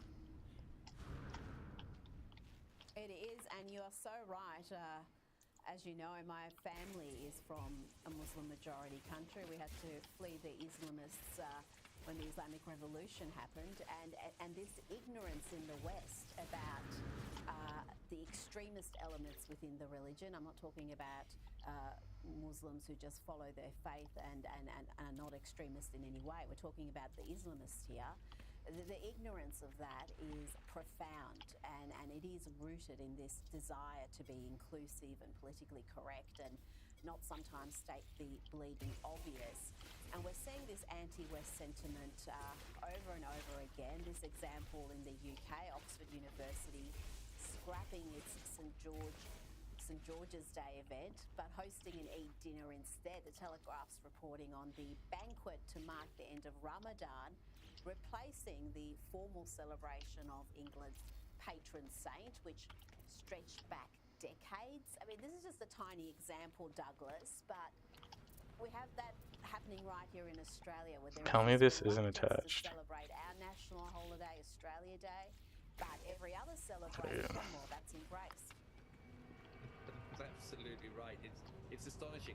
They'll fly any flag on Oxford Street in London apart from our national flag. The LGBTQIA plus weird fringe of a lobby recently came up with a brand new pride flag, which is one of the ugliest things ever. But no sooner had they invented this ugly flag with a sort of triangle pointing into a weird... anyhow, the point is, no sooner they come up with this genius marketing ploy than that flag was all throughout Oxford Street, all throughout the centre of London by order of the mayor, Sadiq Khan. We had Ramadan lights up across Oxford Street this year, thanks to Sadiq Khan and others. St George's Day, there doesn't seem to have been a cross of St George in sight. And some of this comes, Rita, I mean, you don't know whether to laugh or cry. Some of it comes very close to home. The college that made this decision at Oxford is my old college, Magdalen. And I read this with amazement, because I'm all for being inclusive. I'm all for saying, if we have students of different backgrounds, we'll have you know, they can have a celebration here, the Jewish students here, the Christian students here, the Muslim students there. But part of the point of freedom of religion is that you don't force other people into following your rules. And this decision, not just not to celebrate St. George's Day, but to celebrate the end of Ramadan, is a dinner, the dinner in Hall to celebrate Ramadan. This is where all of the students and the professors have dinner. And I'll tell you a sign that this is about something other than just being nice to each other. The dinner was non-alcoholic. Nobody could drink at the dinner in respect to Ramadan. Now, I can tell you, Rita, having spent a number of years in that institution, the idea of a dinner at my college with no alcohol is absolutely foreign to me. I wouldn't recognize it. I reckon that most people will be in utter shock at that. But the point is that there's a serious thing underneath this. You know, you want to celebrate your religion and not drink, fine. But you know, your religion is not my religion. So if I want to drink at the dinner, I should have the right to do so and not have to change my habits to be in line with your religious beliefs. But this is another example, just the latest, as you well know. This is just the latest of this thing of, it's all said to be equality, and it's not about equality, it's about something else. And a lot of it is about submission. That's particularly if you live in a Muslim majority country, as I did for a number of years. Now, finally, I got to touch on this wonderful piece you wrote about the triumph of the brilliant and brave headmistress of the exceptional free school in the UK called Michaelia. I've had Catherine Berbel-Singh on this program. She has just achieved the most remarkable academic results for her students, many of whom come from the most disadvantaged socioeconomic groups, and yet she has been relentlessly attacked. Tell me about this latest campaign against her and her school and her triumph.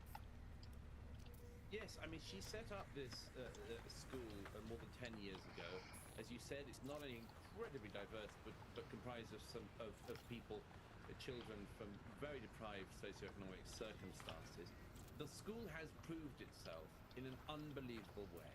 It now outperforms almost any other schools in the country. And she has shown, Catherine Berbel-Singh has shown, that you don't need a lot of money to improve education. Goodness knows they don't have any more money than any other school, in fact rather less. But what you need is discipline, dedicated teachers, and being taught the basics of what will become your personality, rather than, you know, you've got a magic personality, tell us all about it, you world. The school has performed exceptionally, it's demonstrably, all the other schools set up at the same time by sort of leftist doctrinaires have failed miserably, and this school has excelled. They were recently taken to court by a Muslim pupil and her parents because this school that believes in there being no place for religion in the school said that there couldn't be mass prayers of, I mean, it all connects, doesn't it? Couldn't be mass prayers by Muslim students in the playground. They tested this, they went against the school, and eventually the family amazingly found money, I don't know where from, to take the school to court. It went all the way to the High Court. Catherine Berbel-Singh won, the school won, on the basis that the family knew that they were signing up not to a madrasa, but to a school that wanted to have religious boundaries. And Catherine Berbel-Singh won. But all of this is to say there's a very important point here. Why should it be that a school which demonstrates excellence, which has a very clear guiding policy, that has now shown itself in the grade room to be exceptional, why should it be that it's that school that is attacked not just by some Islamists and so on, but by leftists, the teaching unions, the Labour Party and others? Why do they attack this school instead of saying, hey, this is so amazing, we want every school to follow this, we want 1,000 Michaela academies in the next 5 years. They do it, Rita, because the success of Catherine Berbalson shows the failures of her critics. There is school after school that has tried the left-wing approach to education and the one that says that you shouldn't have discipline because discipline is bad for the pupils and stops her free expression and much, much more. No, she has shown up the left-wing trade unions and others to be utterly incapable and inept. It's not an issue of money, it's an issue of ethos in the school. So I say 3 cheers for Catherine Berbalson, but she should never have been put through these trials because she's an utter hero. She is an absolute hero. The trials she went through just to get this school up, because they tried to stop her even before the school began, and the results, as you spoke about, extraordinary, and her students are happy. They love her, they love the school, and it's all about back to basics learning. It strips out the indoctrination. It's about teacher-led learning, not the students letting the lunatics run the asylum. And it works, surprisingly, well, not surprisingly, it works. So Douglas Murray, always a pleasure. Thank you so much for your time this evening.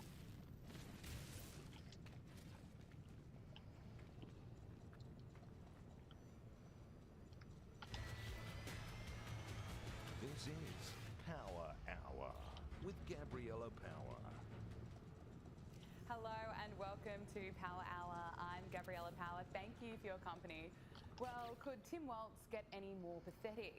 I didn't think it was possible, but he has. We all know he was an appalling VP candidate with a track record that includes putting tampons in boys' bathrooms, turning Minnesota into a place for minors to travel to change their gender, and lies about his military record. And he's so delusional that he told reporters recently that he's not ruling out being president one day. Good luck with that, Tim Walz. But he's been up on stage and, of course, he has nothing of substance to offer, so he goes on a sick and twisted rant showing off his severe Musk derangement syndrome. They've got that little stock app. I added Tesla to give me a little boost during the day. 225 and dropping. So...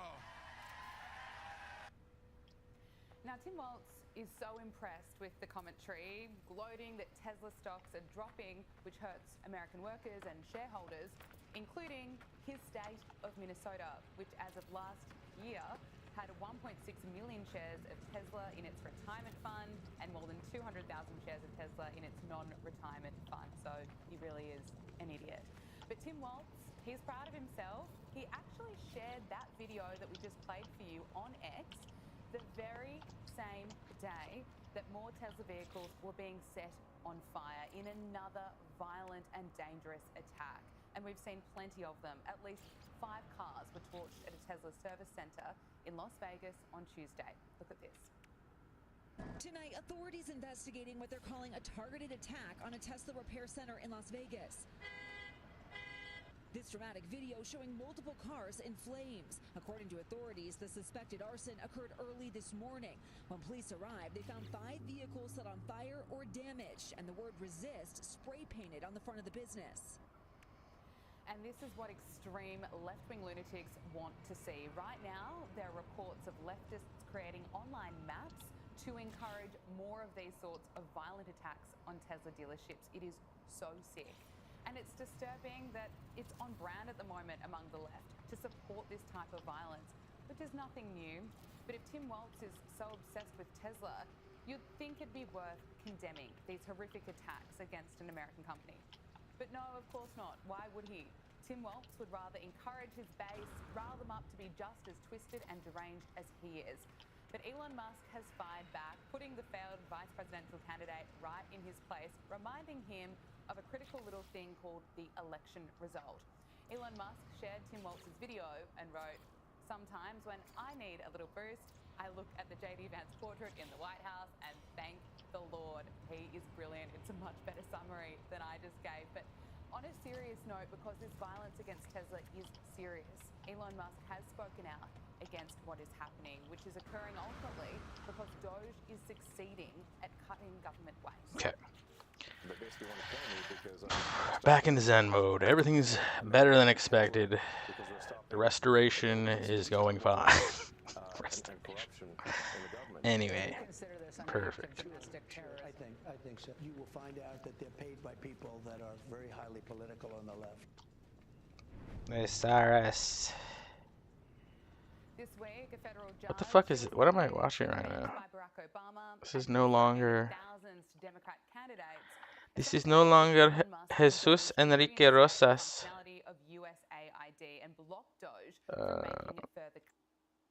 Although I do like me some Sky News. I'm not complaining. Maryland U.S. District Judge Theodore Chung ruled that Musk likely violated the Constitution and ordered emails at the agency be restored, as well as computer access to all employees, including those who were placed on leave. You know what he should do? He should really look at where the money went. They don't ever want to do that. You know, the Democrats always talk about, oh, our Constitution's been violated. The one thing they never talk about. When was this posted? Where did these 5 months ago. Jesus Christ. Let's watch 5-month-old bullshit.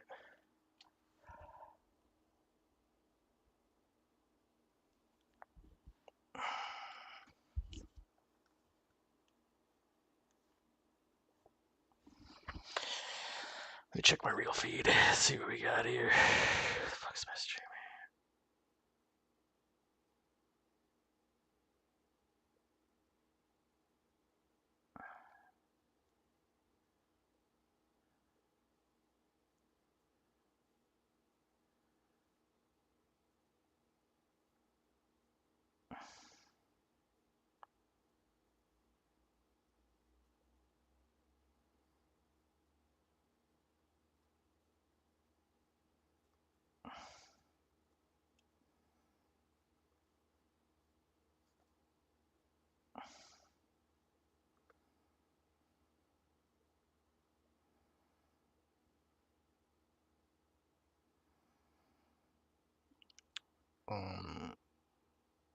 Yeah, let's check the real feed.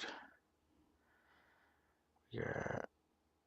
Hams unhinged. Why did Facebook freak out over this radio hack? I don't know. Because you're posting in a Sky King thread.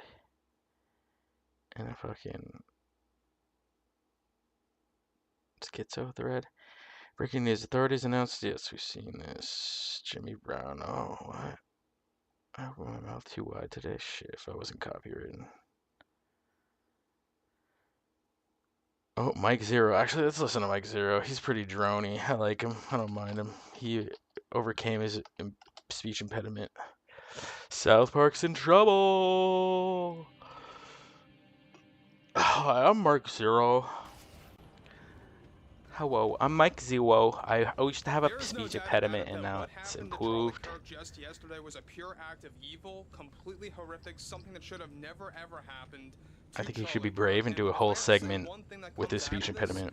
You know, the death of Charlie Kirk is that it's bringing a lot of people together. This is where things have truly crossed the line. There we go, Mike Zero. And people actually woke up and realized that there is absolutely no need for political violence out there. This is something that should never happen anywhere, no matter what country you're in, no matter what place you're in.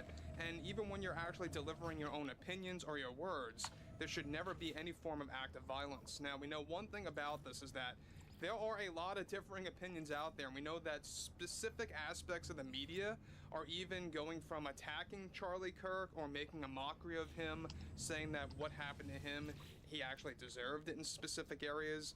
I mean, it's just crazy that the media is acting this way in, you know, different angles out there. Really not all that surprising, but one thing in particular is that we know that in South Park Season 27, Episode 2, we know that creators Trey Parker and Matt Stone, they did indeed mock Our Charlie boy's Kirk. fucked They up. created a parody version of him. And on the record here, we know that Charlie Kirk actually did welcome his parody. You know, he was a good sport about it. He actually welcomed that. And But they're one gonna thing get a I little had to shit say still. about this right now is that there's a lot of tension Inciting. going on between Paramount and South Park Studios. For those of you that do not know, It's not just South Park Studios that make South Park now. You got Paramount really kind of organizing everything here, but we'll have a lot more to talk about this because right now there is a lot of drama going on between Paramount, South Park Studios, Trey Parker, and Matt Stone. And they are indeed facing a level of backlash. You know, we're not quite there just yet where you can really pinpoint whether or not it's massive backlash or if it's minor backlash, but there is pushback based on how they actually portray Charlie Kirk now and how it's just not sitting right after his death, and how it really came that close between episode 2 of season 27 and what happened just yesterday on September 10th. Now, what's interesting here is that we know that Paramount as a whole, they are trying to really just cover themselves when it comes to South Park, with the death of Charlie Kirk sparking many conversations about the suspect, who is still at large, by the way, and bringing many people together I have a teleport, but I can't reach to all my inventories at once. Involves both South Park Studios and Paramount, including the creators Trey Parker and Matt Stone. Now, a crucial update to this entire situation that is now happening at the speed of light involves how Paramount executives are already rushing and informing South Park Studios to pull future appearances of Charlie Kirk from South Park Season 27, where Cartman was going to portray Charlie a total of 3 more times. Cartman was aimed to play Kirk, interviewing more students this time at different schools and mocking Charlie and his beliefs as created by Trey Parker and Matt Stone for episodes 6, 8, and 10 to be exact. And already South Park Studios is dealing with backlash from some of those in the public that feel the last episode featuring Charlie doesn't sit right with them now. The cancellation of scenes featuring Charlie is still pending, coming from this up and up, of course, at Paramount, with many executives ordering South Park Studios to find a solution to remove or significantly alter the future Charlie Kirk scenes after his death occurred on September 10th. Now, this terrible act that happened is also said to be putting tons of pressure on creators Trey Parker and Matt Stone, and they themselves have been involved in an immediate creative meeting with the Paramount executives on what to maybe do we next should just with go season farm. 27. Now, the debate right now is whether or not they should outright delete all the scenes or just water them down. South Park Studios' future episodes were planned to go harder on Charlie Kirk with jokes, and Paramount is in the process of making sure that this doesn't happen in order to prevent backlash on a grand scale. Now, guys, let me point out one thing here. It's one thing for them to mock Charlie Kirk in season 27, episode 2, and what they did there. It really, wasn't all that unexpected, to be quite honest. I think that once we saw what South Park and Paramount did with episode 1 of season 27 with Trump and returning characters, you could have very well expected at that point that they were going to actually mock a lot of different political angles come this season. And look, so we know that South Park mocks everyone, but right now, it's just not sitting right well with a lot of people out there, especially many fans of Charlie Kirk, looking back at South Park Season 27, Episode 2, saying how it's just really not sitting well with them right now, looking back at that specific scene. And you know what? I'll be very direct. I do feel the same way to a degree. I may have not been a real fan of Charlie Kirk and never really was fully engaged in his content and his material out there. I will be very direct about that. But I knew who he was, I knew who he was, I knew his face, I knew his name. I was pretty engaged, so much so that you just, after you've seen so many campus debates, it's just boring. Stop watching this shit. One scene in particular was going to involve Cartman playing Charlie It's pretty much exchanging Kirk, dialogue with the Prime Time with Alex Stein, and the fucking gay Christian one there, who hates his wife or whatever, that guy. They were all the famous debaters, master debaters. It's pretty much all the same shit. They're not going to be doing that anymore, though, for sure. And they are already in the process of deleting footage as we speak. However, Kirk's parody scenes were described to be so significant that this may very well cut down the running time somewhat for 3 episodes. Parker and Stone are already planning to create other scenes unrelated to Kirk and Trump. I don't know why I can't remember that guy's name. I used to watch his stuff a little bit until I can't stand the cringe. Even though, of course, even now, Sabara. many firing back at South Park over the parody version of Charlie Kirk, even from episode 2, a parody which Charlie himself seemingly didn't mind and welcomed. However, many of his fans have been pointing out that it just doesn't sit well with them. Paramount is now in a state of frantic for getting, of course, things done fast for the last half of season 27 of South Park in a desperate move to prevent losing fans. And you know what? I think it really is a must at this point, especially after what happened to Charlie. Especially if you guys saw that horrific video, and I do not advise anyone out there that's sensitive to actually see a video like that. It may very well scar you. But after seeing It's that bad. video, a lot of people are going to feel very different about Charlie Kirk and his portrayal in South Park and what South Park was going to do with future episodes of Charlie Kirk. And I think it really is a must situation right now. And it is something that they viewed as a necessity. You know, it just goes to show you that they know what they were doing at this point. May very well put a lot of backlash. On They did ferrite, with man. this, especially after what happened just yesterday. That's why you have a lot of executives. That's why you have those at South Park Studios in a very frantic state right now about where season 27 is going, and they're trying to really just reorganize everything. We'll talk more about that down the road. But again, I mean, like I said, terrible thing that happened yesterday. It truly was shocking.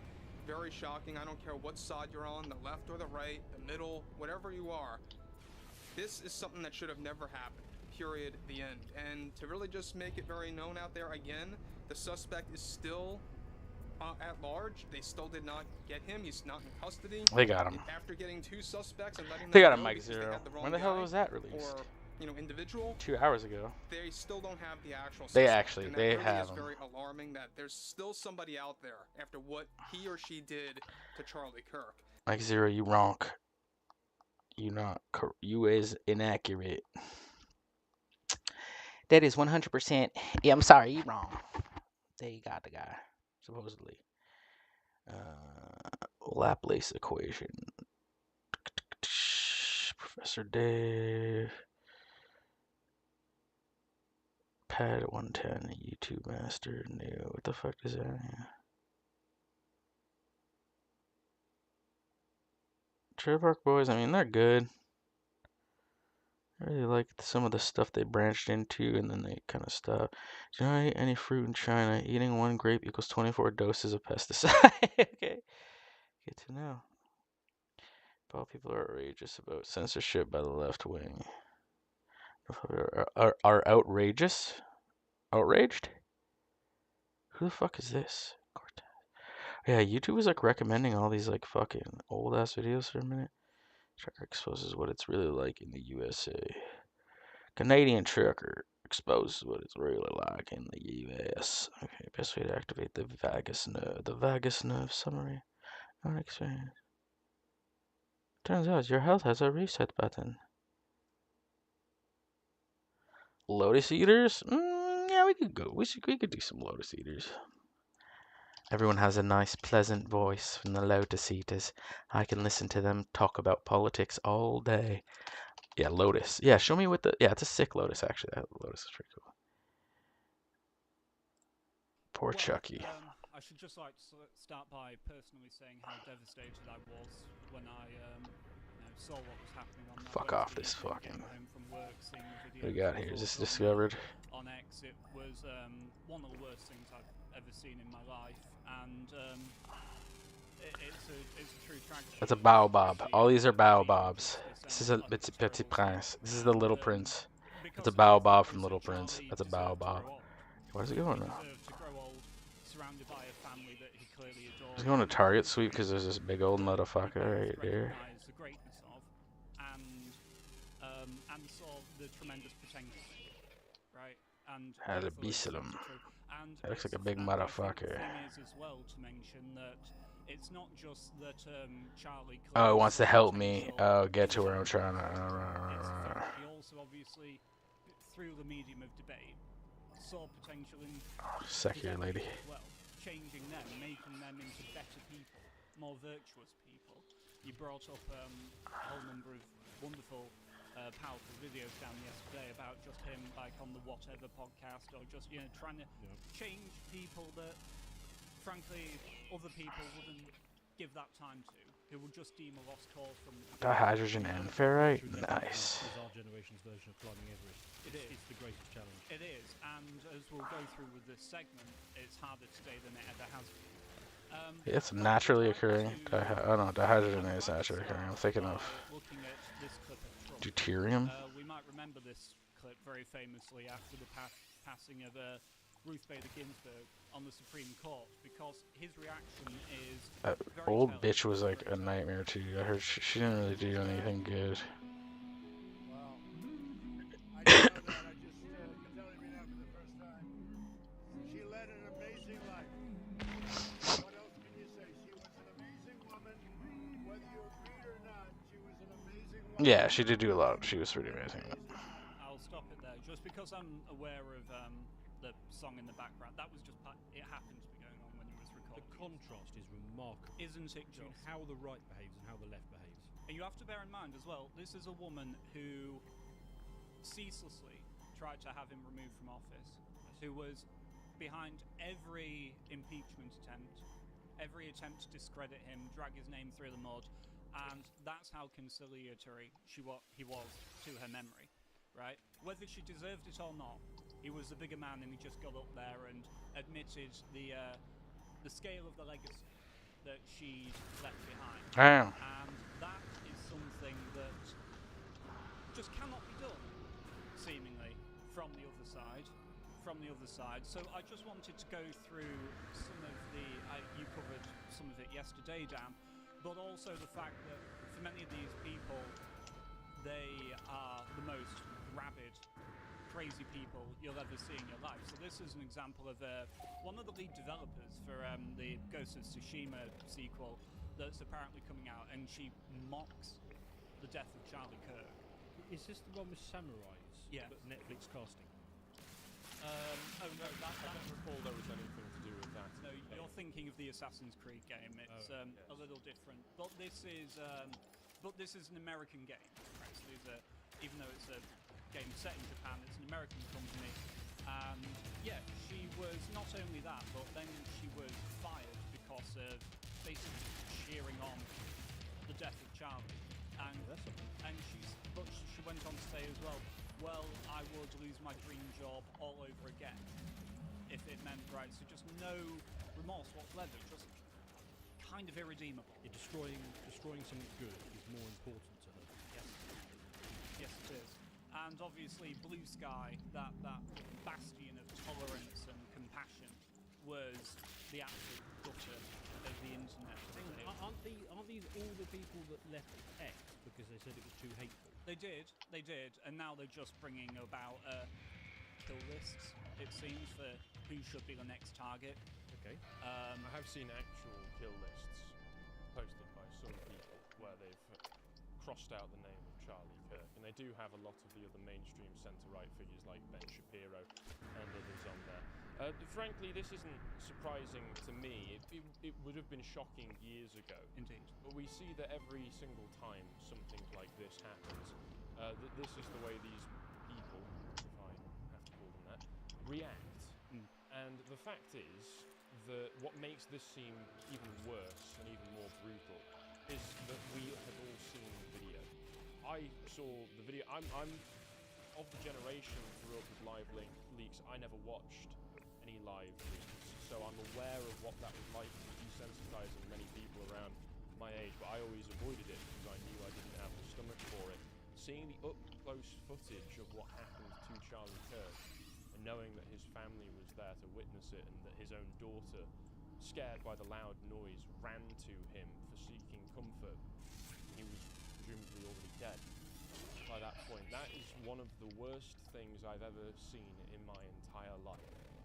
And the fact that there are people out there who can see that and not have any stirring of emotion other than glee, other than some kind of rabid joy at how this has happened. They can watch that video with a smile on their face. It is sickening, and these people, everybody celebrating this, they are Cad be fucking dead. consequences. Neurotoxins? And this is where, I'm sure you'll go with this segment, but this is where we do have to pile onto these people. We need to organise very mundane, administrative-style campaigns against them. If they are employed, contact their employers. if they are part of a larger group, like the development team, for instance, if the development team aren't willing to drop them, contact the publishers, put pressure on the publishers, remove your pre-orders, get them dropped from the publishers. If they have some kind of outside investment, try to contact the investment, try and get them to pull the investment.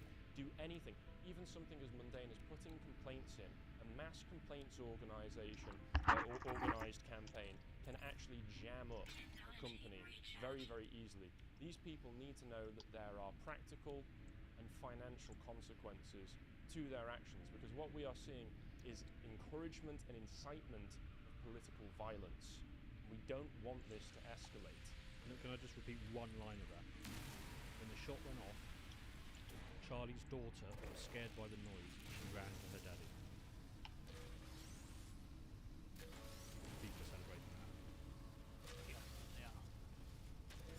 So, also, as to what you were saying, Harry, Asmongold made a very good video on this. I'm not going to play it now, but I would encourage people to go watch it, where he goes through the types of people that you described. But then I also wanted to talk about not just the reaction in America, but I also want to focus on the reaction here in Britain as well. And the reason that I want to do that is because many of the talking heads in the legacy media and the swamp, Britain's own swamp, are very much downplaying that they're going for the line, why are we talking about this here in Britain? Right? What does this have to do with Britain? He was an American activist killed in America, and we'll certainly get back to a few rebuffs on that. Just very quickly, someone in the super chats, Skull Kid, has told us that there is breaking news that I've just verified. According to the BBC, Donald No, they're hearing about they caught. That there is, they've had this manhunt going on for the killer. They said they think they have him. They believe that they have, with a high degree of certainty. Yeah, Tyler Robinson or whatever. It's actually fuck. I had a buddy named Tyler Robinson. It's not the same one. This guy's really smart. He works for a fireworks company. He would never assassinate anyone. Super nice guy. Right, we will. Also Canadian, not a Yankee. That's something. You can see here, Charlie was part of a debate at the Oxford Union, right? Just the oldest university in England, and one of like the. Then again, I thought John Reap was a super nice guy. Look at that. Under 0 to 3 years old.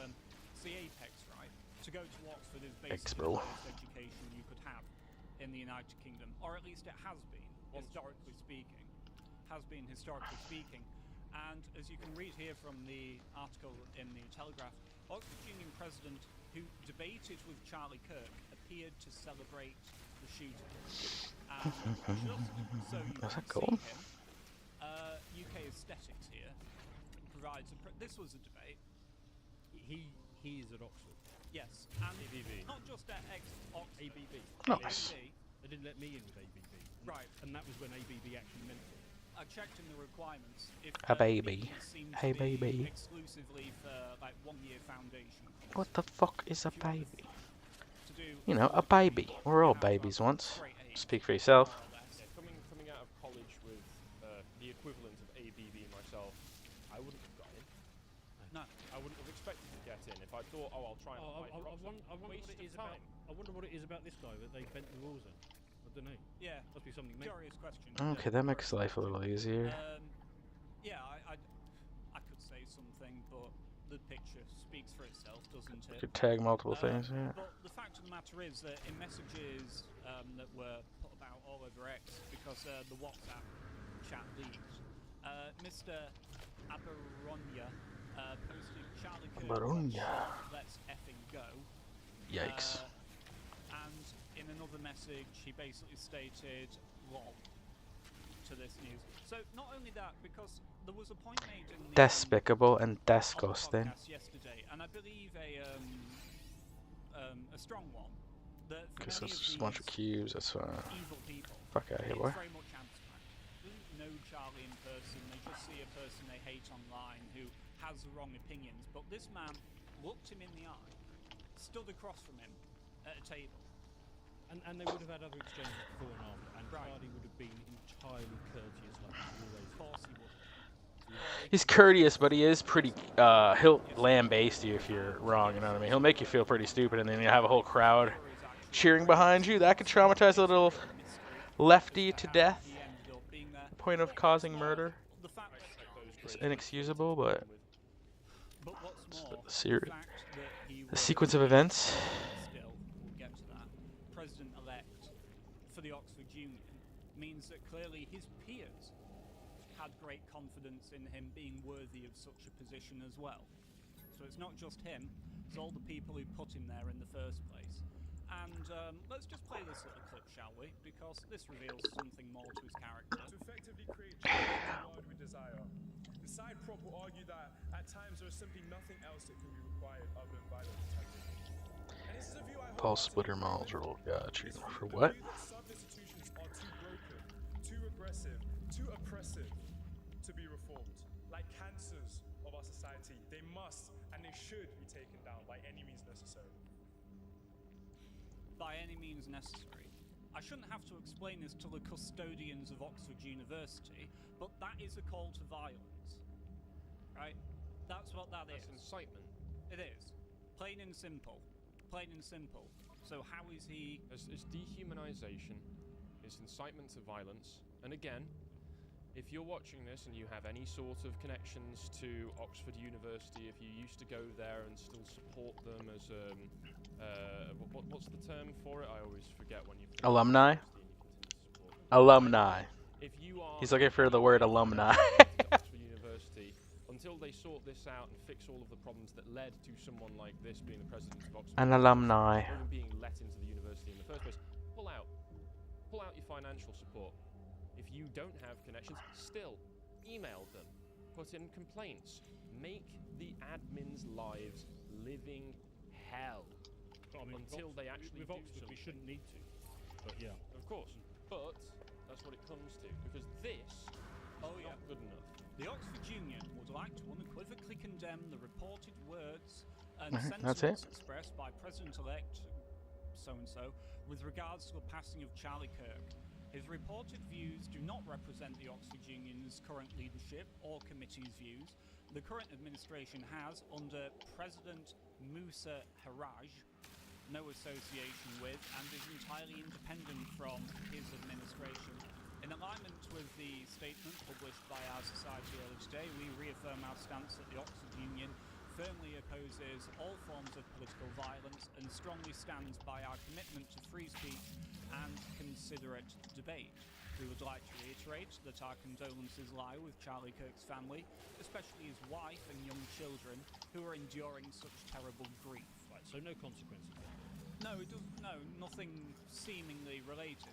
And what's more as well, right? It's you can't be someone who stands up there and has a debate if you just reveal that actually your darkest wish is actually you're to have these people the assassination. Yeah. Right, stalling to the assassination. A very good way to put it. And because really all of this seems to be bound up in the fact that these people can't seem to get their heads around the fact that Charlie was a bridge, right? And a moderate voice and someone willing to have these conversations. And so when Ash Sarkar says, I think Charlie Kirk died by the code that he lived by, no he didn't. No he didn't, Ash. His code was debate. Famously. Right? He never called for political violence against any of his opponents, and my God did he have them, right? But he never called for that. And because the fact of the matter is that Charlie's sword was his debating skills, and it was sharper, and it was more precise, and it was more effective than anything that these people can muster. And so it's a total mischaracterization of who he was. And yes, as Firas says there, the code is by with dialogue over violence. Then we get on to the news agents, right? And you have Lewis Goodall here, and I'm not going to play the clip, but he basically just says the idea that Charlie Kirk was murdered for espousing common sense, mainstream views is nonsense. Lewis, a quick question. Of the two factions in the United States, which one currently holds the presidency? Oh, it's the one that Charlie was in favour of, right? So actually, it's not that his views were perfectly mainstream, and Lewis is in there doddering about saying, oh, can you give me the statistics? Can you give me the statistics? The fact that the Republicans were in charge, and Charlie put a great deal of effort into putting them in power in the first place by involving himself with young people. On the popular vote, he had a full sweep mandate. Indeed. Indeed. So again, with all of these people, so for instance, with the Oxford Students' Union, you can go onto the Oxford Students' Union website and you can fill in a complaints form.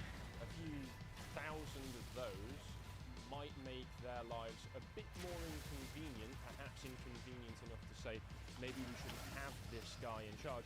If they choose to ignore their responsibilities to handle complaints within a timely and efficient manner, or they don't give you a response that you think is warranted by the complaint that you put in, if you don't think they've looked into it fairly, you can then take it further to their regulator. And it appears from what I'm seeing here that student unions in the UK are regulated as charities by the Charity Commission. So at that point you can escalate it further to regulators or independent ombudsman. And again, you can try to get some kind of consequences on these people. I don't know if it's the same as student unions, but when I used to work in insurance, if a complaint was escalated past the company to the ombudsman, even getting to the ombudsman meant that they would immediately incur a £500 fine. If there's anything like that as consequences for student union budgets aren't that big. So a few of those coming their way can immediately tank their finances. So that's just some suggestions of what you, as an organised group, can do. And it will be the same for television broadcasters, radio broadcasters. You can complain to them, and then you can go to Ofcom, and you can continually do this process. This is one of the ways in which people have been able to get actual change done on a minor scale, which is that the left has always been far more organised in actually going through official channels. If we can do the same, even if it's only small, perhaps we can have some kind of minor compromise on the people. It won't be as satisfying as some of the other processes that people want to see, but that's what you can do as a normal person. You have Alan Bolton here. Can't believe all this media coverage of Charlie Kirk. It's America's issue, not the UK. Then we have Sangeeta. Sky News is all wall-to-wall Charlie Kirk. The implications of the story is significant, but the scale of UK coverage is questionable. I would just like to say, if I draw us back to this chat here, right? I seem to recall them in 2020. There was someone died in Minnesota of a far less reputable character than Charlie. And not only were we not told to keep that issue contained to America, but we were told that because of this, we had to basically upturn every single institution across the West. Well, not only that, they had us locked up at home. Yeah. And that was overturned so that they could have the scenes of the police nearly to the demonstration. Right. And it's that sort of thing that let people like him, who are entirely unworthy of the position they hold, into it in the first place. Not saying it started there, but it's certainly escalated. And so this whole thing of, well, what relevance is it to us? Oh, it's completely relevant. And I can show you here as well. You have this TikTok. You can read those words. It's right. These people who celebrate what happened to Charlie are not alien and isolated to America. They exist here as well. There is a strong faction within the United Kingdom that would freakish, spiteful mutants. Yes. That would wish the most unpleasant harm, final harm, on any of us. Any of us. Right? It's one thing with Bye. And so look at this here as well. So Jeremy Clarkson said, for the first time in my life, I'm genuinely frightened about being a newspaper columnist.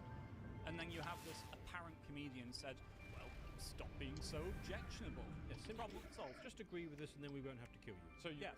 So this is just an admission to terrorism. Yes, it is. It's a threat. Plain and simple. It's a threat, right? And it's not the only one. You also have this sort of thing in the Netherlands as well. Liberal politician. Words matter, and that exact look. Every man knows that look. They're very dust. Right. HR manager. We know that look. Right. And that really is the point, that as much as I detest, and this is me speaking personally for myself, as much as I detest the things that have happened to us and that we have been forced to endure, and certainly, obviously, much worse in America, I don't go around actually just silently wishing for the death of my enemies. Wishing for the death of my enemies, in fact. I wish for the It's true, no matter how much I egg him on. As a joke. I can confirm your earlier point. I'm looking at footage now of Trump going on Fox and Friends in person. This? And he's talking about having Just not even. custody, and the quote from Trump is, I That's think just with a high degree of certainty. Whatever. I think with a high degree of certainty, we have him. That's similar to the reporting that I was seeing. Hopefully they've got the right guy. And hopefully he can be swiftly punished. High degree of certainty, apparently. And just play. Any updates on the suspect? Yeah. Can I always say, I think, just to protect us all, and so Fox doesn't get sued, and we all don't get sued, and everything else. But I think with a high degree of certainty, we have him in custody. Right? In custody.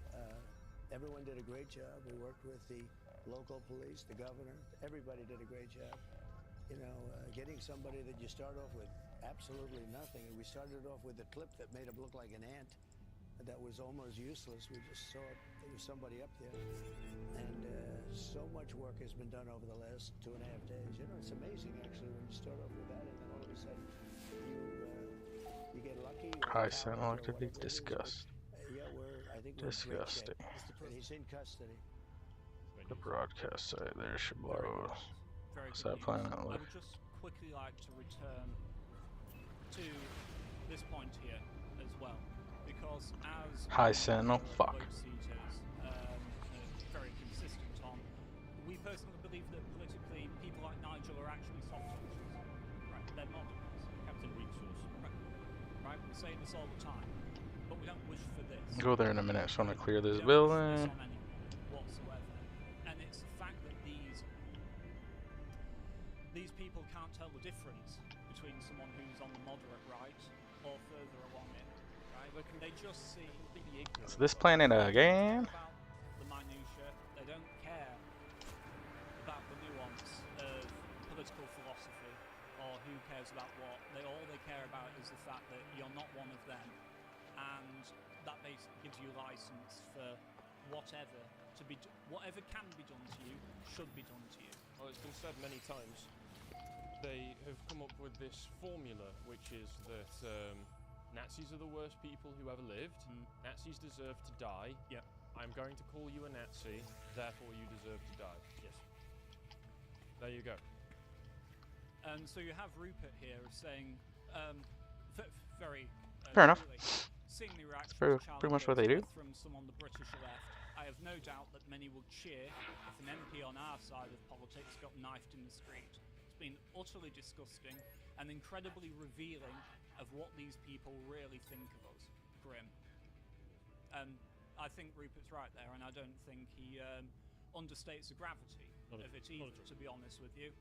I think he's exactly on it, and as Carl says here, the reaction to Charlie Kirk's view from the British commentariat reveals not how extreme Kirk was, but how liberal they are, Fuck it. or how communist they are.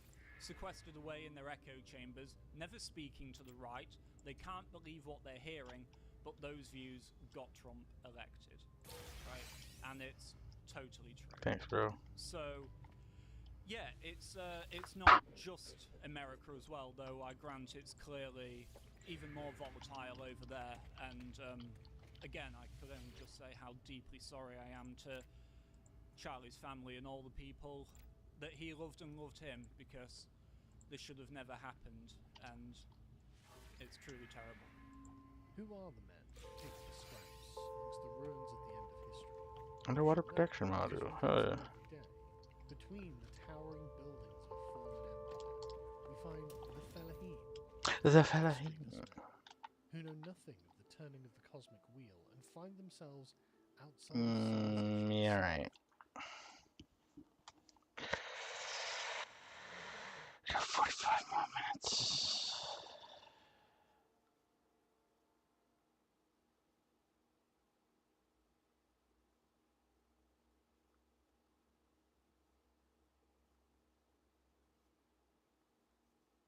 Coffee. I'm not trying to shove too much in my face.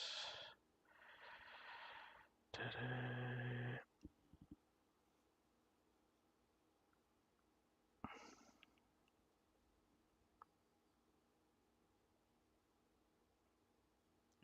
P repels hellfire missile. I believe it when you got a fucking alien on fucking YouTube going, "Hey guys, me, Bleep Warp." Is there that foreshadow Charlie Kirk's assassination? The shooting of Charlie Kirk. Oh, that's weird. Play it up.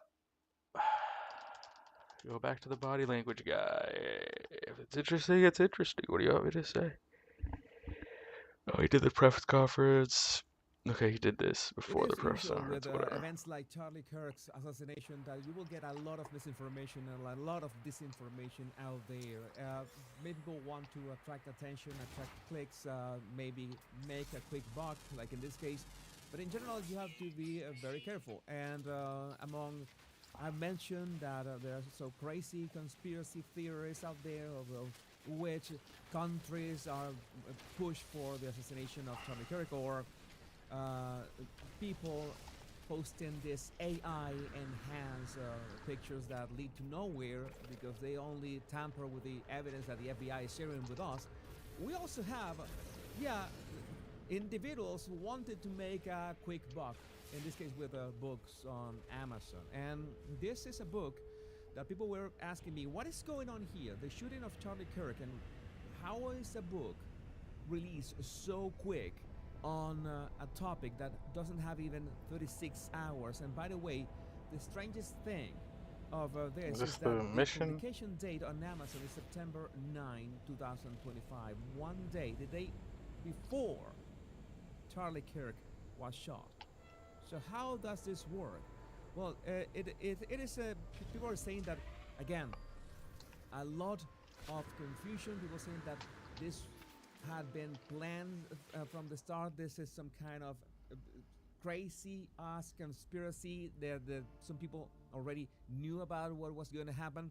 But the issue is that some of the descriptions, like you go to chapter 6, Kirk's condition, in the immediate aftermath of the shooting, Charlie Kirk was rushed to a nerve trauma center in RM.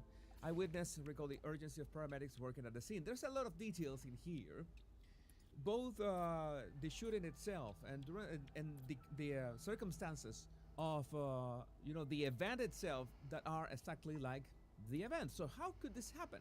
How could anybody could publish a book on Amazon on September 9 of an event that was going to happen on September 10? And some people are saying, who have already self-published on Amazon, that Amazon requires, furthermore, 72 hours to review your book.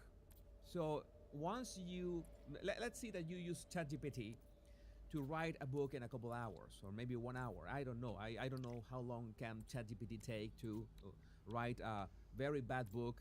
It could be a couple hours until you check that everything is in order, and you just send a PDF to Amazon, and then they spend, according to Derek Johnson, 72 hours.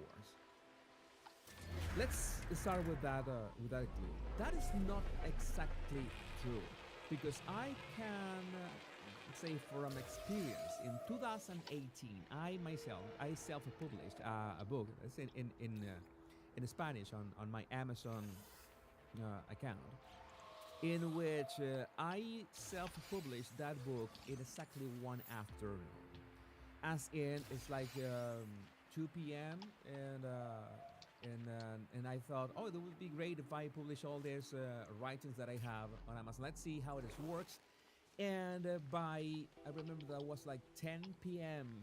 at night, the book was already live on Amazon. I could do that in 2018. I haven't self-published books in a while, at least in 5 or 6 years, so I don't know how it will be right now.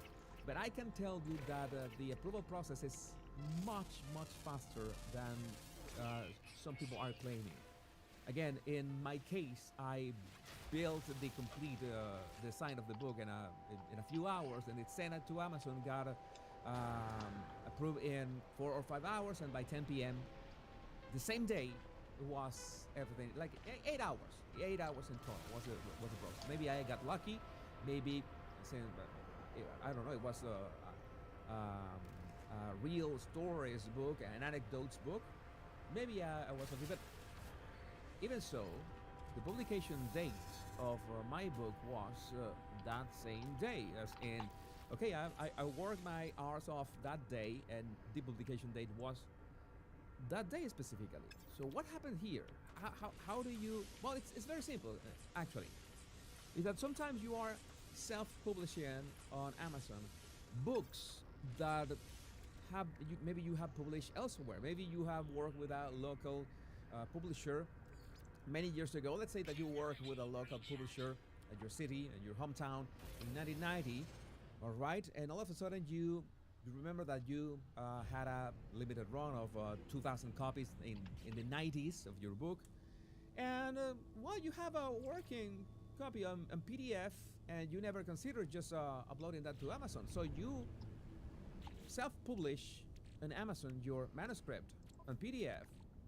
And you can actually just state that you published the original publication of the book was in the 90s. You can backdate the publication of your book. That is, as far as I remember, that is nothing out of the extraordinary. And that is in fact, that is in every platform that you can do that. I see that many people have trouble understanding that the New York Times, the Washington Post, any person with a blog, with a WordPress blog or any kind of blog can just publish anything and put a backdate on it, and there will be no problem. In this case, it's Amazon. You don't own the system of Amazon, but you can actually backdate the publication of a book. So it would be not that difficult for anybody to just put all the information of the day that Charlie Kirk was shot in the book through ChatGPT, write the book with ChatGPT, publish that on Amazon, put a back date, and upload it, and it seems like, well, you have the absolute most freshest information of what happened. But in the book, Charlie Kirk survives. That is the difference with reality. I guess that they were rooting for him to survive. Maybe there are 2 books out there. Maybe they wrote a book in which he survives, and they wrote a book in which he dies, and they try to you can actually self-publish as many books as you like, so you can publish all the possible combinations. That is literally free. You don't have to pay for anything on Amazon. All that you have to do is to make sure that you send the PDF correctly, and that's it. But you can essentially publish it for free. So again, this my point with this is that there are few things that I hate more than misinformation and people that try to push, okay, what is going on here? Again, I don't claim to have all the information all the time, but if I know what's going on, like in this case, the book, how do you explain that somebody had written a book? How do you explain that Amazon needs 72 hours to approve the book? No, wait a second. I have first-hand experience with that process, and luckily, maybe I don't have first-hand experience with, the shooting. That's what I asked you, your opinion over and over again. What do you think about the rifle? What do you think about the distance? What do you think about the wind, the conditions?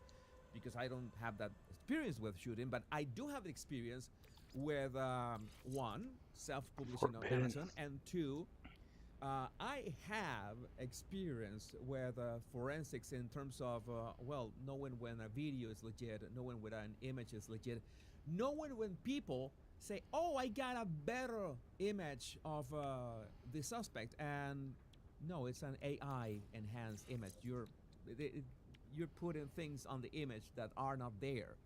So there's the idea. In fact, that is one of the reasons the body language guy, my channel, started in the first place. I wanted to, What the hell's going on? to some extent, explain things that make no sense, from body language to statement analysis to, okay, in fact, I'm going to make another video regarding this case in terms of things that are suspicious. But again, the idea is to, whenever this thing happens, it's like when we had the I remember, by the way, that I just made a video about Trump on the case of Charlie Kirk.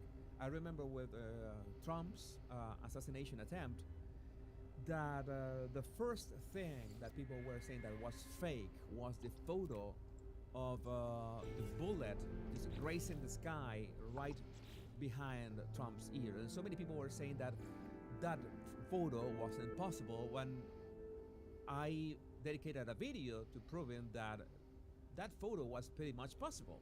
And yes, that was also with my experience with photography as well. So again, there's a lot of misinformation out there. Whenever this is what we can do.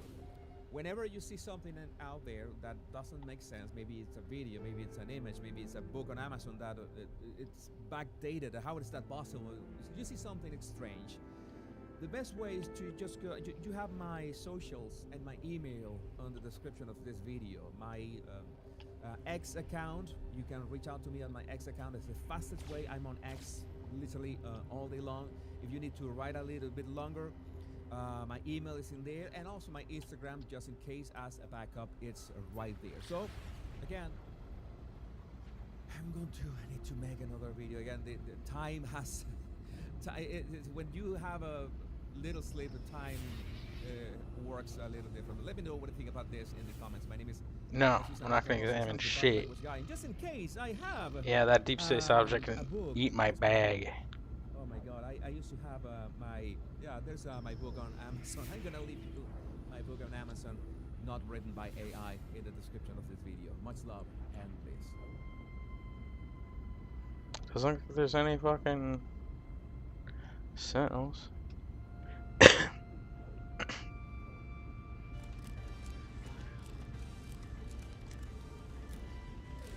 evening and welcome to a program devoted entirely to lefties losing it. And I regret to inform you that the weapon-grade crazy is extra toxic this week because two deranged individuals have come together to spew insane lies. It's lefty losing it Hall of Famer Rosie O'Donnell and former CNN chief White House correspondent Jim Acosta. The fuck is this place? Let's start with Mad Banshee Rosie's crazy claims about the Is it a water? Donald Trump. It's a water pillar planet. Okay. To Jeffrey Epstein over the time of their friendship. $1 billion. You know, before he brings more troops into Chicago and harasses brown-skinned people. We go underwater with ships? I don't know. More of the Constitution Or I apart, do. before he starts having people get killed, we have to do something, America. And it's I agree. She agrees. Jim Acosta agrees. What is she suggesting there, Jim? More acts of violence, more riots, more assassination attempts? And let's not forget, Jim Acosta served as CNN's chief White House correspondent for years. But even he flinches here when Rosie calls the US president a pedophile. This is incredible. And Rosie, I hope for your sake, Donald Trump doesn't sue you for this slander, though you richly deserve it. Wake up. Wake up. Our president is a serial pedophile rapist, and that's what Oh, he is. Jesus. Jesus In Christ. America, you're allowed to have an opinion. You're allowed to say what you think. That's what our country was founded on. Come on. Oh dear Rosa, you are entitled to an opinion, but you're not entitled to spew your sick delusional fantasies when they involve defamation. There are legal remedies for that. Now to a current CNN anchor, Abby Phillips, who is schooled here about Social Security by Ben Shapiro. This is embarrassing. What are you talking about? Hold on, what are you talking about? Bullshit. That's bullshit, but I believe it. It's not the money you paid in. What?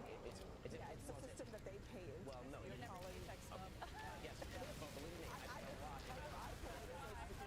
I promise you, the amount that people are taking out is not the amount that is going in, which is why we are going to. That's bullshit, but I believe it. No, it's that when borrowing money, you pay in X dollars, and then you get Jesus Christ. times X dollars when you retire. That is how the system works. It is not a lockbox. Now Fuck to is another attacking me? former CNN anchor who's now producing their own online content, Don Lemon. Here he is with Democrat beta boy Harry Sisson, and they're coming to save democracy. Looting entity Haneko. Bye. While we're on Don Lemon, did he put his foot in it with Democrat How's that? Sarah McBride, who is a man who identifies as a woman? This is my car. I'm headed back to Delaware. Dude, do you have a heavy in here? What is it? Okay, it kind of wanted me to go in this direction, so we'll assume. More of these? Power? That's a misgender if I've ever heard one. Straight to re-education camp for you, Don. And sticking with Don, he is out there trying to save democracy. Goddamn right. Trying to whip up fear about Trump's law Alright, let's crackdown. But here a Maryland woman explains what approximate location, that makes sense. because of the lawlessness. When I landed on that rock, though, it wanted me to go towards this. And nothing was ever done. Murder where? Like home? Right out in front of her house. Terrible. It was a carjacking gone wrong, and they shot him in the head. Killed him instantly, so. But again, our lovely mayor didn't do nothing. Did they ever find the perpetrator? This is a 600 away. Okay, maybe. You want to see it? Yes, I want justice. Justice. And you want to see, you would like to see the troops here now? Yes. Thank you very much. Poor Don is not having much luck on the street. Here Mhm. he is in New York City. How you doing, sir? Can we talk to you? Where are you from? You live in New York? Who are you? Don Lemon. You're dude. Thank you. So are you. Yeah, nice to see you. Except you've never heard anything I've had to say, and I've heard a whole bunch of what you... I'm glad you watch me. No, I don't. Why? But you just get clipped everywhere. I know, but why don't you? You said you don't watch me, but yet you know who I am, and I get clipped. Before I realized that CNN and MSNBC were full of every once in a while I'd What do see you watch? talking. I watch all sorts of stuff. Yeah, but why do you say CNN and MSNBC are full of Because they lie. How do you, but about what? Be specific. What's everything? Everything. Now imagine you are in the great outdoors. What's everything? Are you fucking stupid? You're full of shit and stupid? Wow. I'm gonna make an argument for your fucking studio. You didn't adopt them. You didn't save their lives. You don't care about them. You don't care about anyone but See what happens. You are crazy, lady. Get away from me. Mhm. Get away from me. You walked up to me. Get away from me! Walked up to me. The guy had purebred dogs, so she was triggered because they weren't adopted. Oh god. Now, if you thought that woman had exhausted her reserves of crazy, Purebred dogs are mutants, but whatever. I'm gonna fucking start screaming at someone. How dare you have a dog?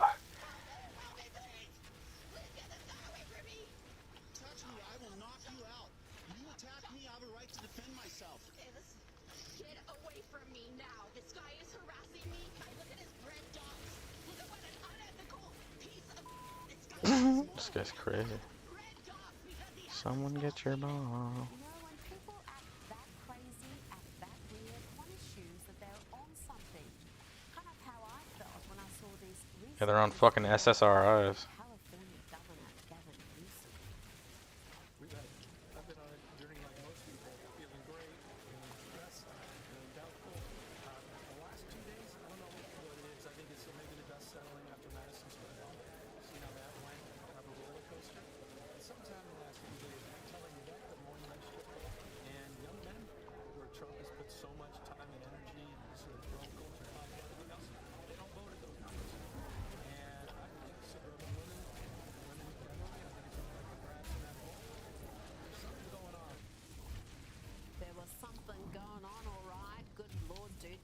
easy on the disco treats, as the kids say. Now, somehow we overlooked this charmer earlier in the year. Here is a lefty lady. What? Dare to hold and share views to the street. That makes sense to me. You don't belong here. This hateful doesn't belong here. And all y'all that believe this, get your Yeehaw! you are reason why we are falling apart as a country. Gotcha. And I don't want to hear. Oh, do you know the percentage of that happens every fucking day? Dick said it. I don't want that. Doesn't matter. You came to me. We're in a public area. Okay, so should I break the camera then? Give me a break. They always resort to violence or threats of violence, don't they? Let's give this lovely lass another chance, though. I'm sure she can make an argument without resorting to threats and violence. Here she tells a Christian preacher he's not really Christian because he's against abortion. And I have no problem with Christians that actually act like Christians. That's not acting like How have I not been acting like a Christian? You've been coming here yelling at me. You're anti-abortion, for one. It has nothing to do with you. Are you a woman? No, I'm not. Do you have a... No. Yeah, for Cho-Cho. Identifies it. You wouldn't be able to tell me otherwise. Oh, so you're anti-trans, too. Says who? You just told me that. Anyways, I'm just gonna stop. I'm just gonna ignore it. You wanna go to jail? Time to check in with Democrat Congresswoman Jasmine Crockett, who is, for some reason, dressed like Prince here, and she wants you to know that she is a very serious lawmaker, but she's also ready Lol maker.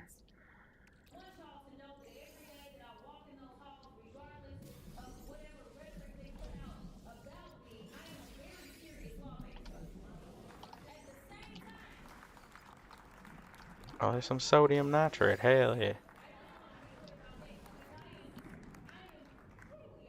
Navigation data. Here, Jasmine shows us what a serious thinker she is. She says this out loud on television, that law enforcement isn't there to prevent crimes. It's hard to fathom how idiotic this is, but Cool. it's Jasmine. Law enforcement isn't Submarine docking there. crime. Law enforcement Bing bong shelter. Oh, can I go in here and like breathe? they're supposed to solve.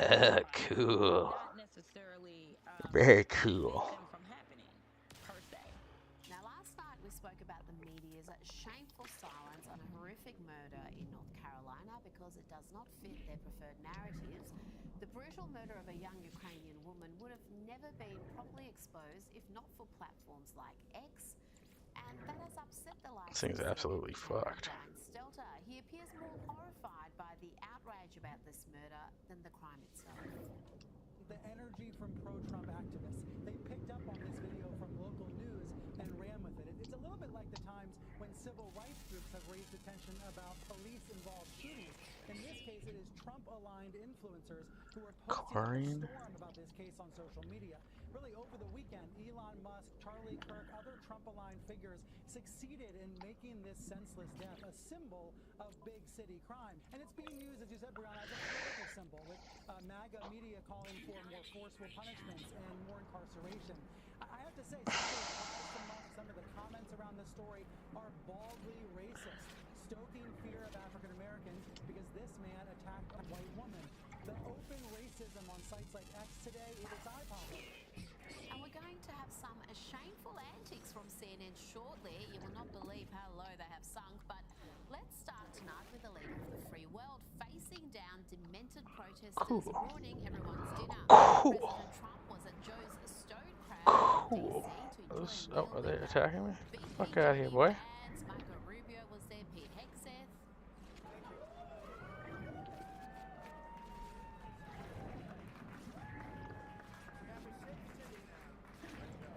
But it wasn't long until the usual suspects were ruining everyone's delicious crab meals with their crazed screeching about freeing DC, freeing Palestine, and they were also calling President Trump Hitler.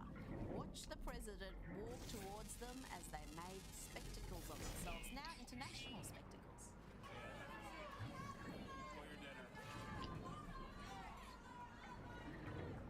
You're the Hitler of our time.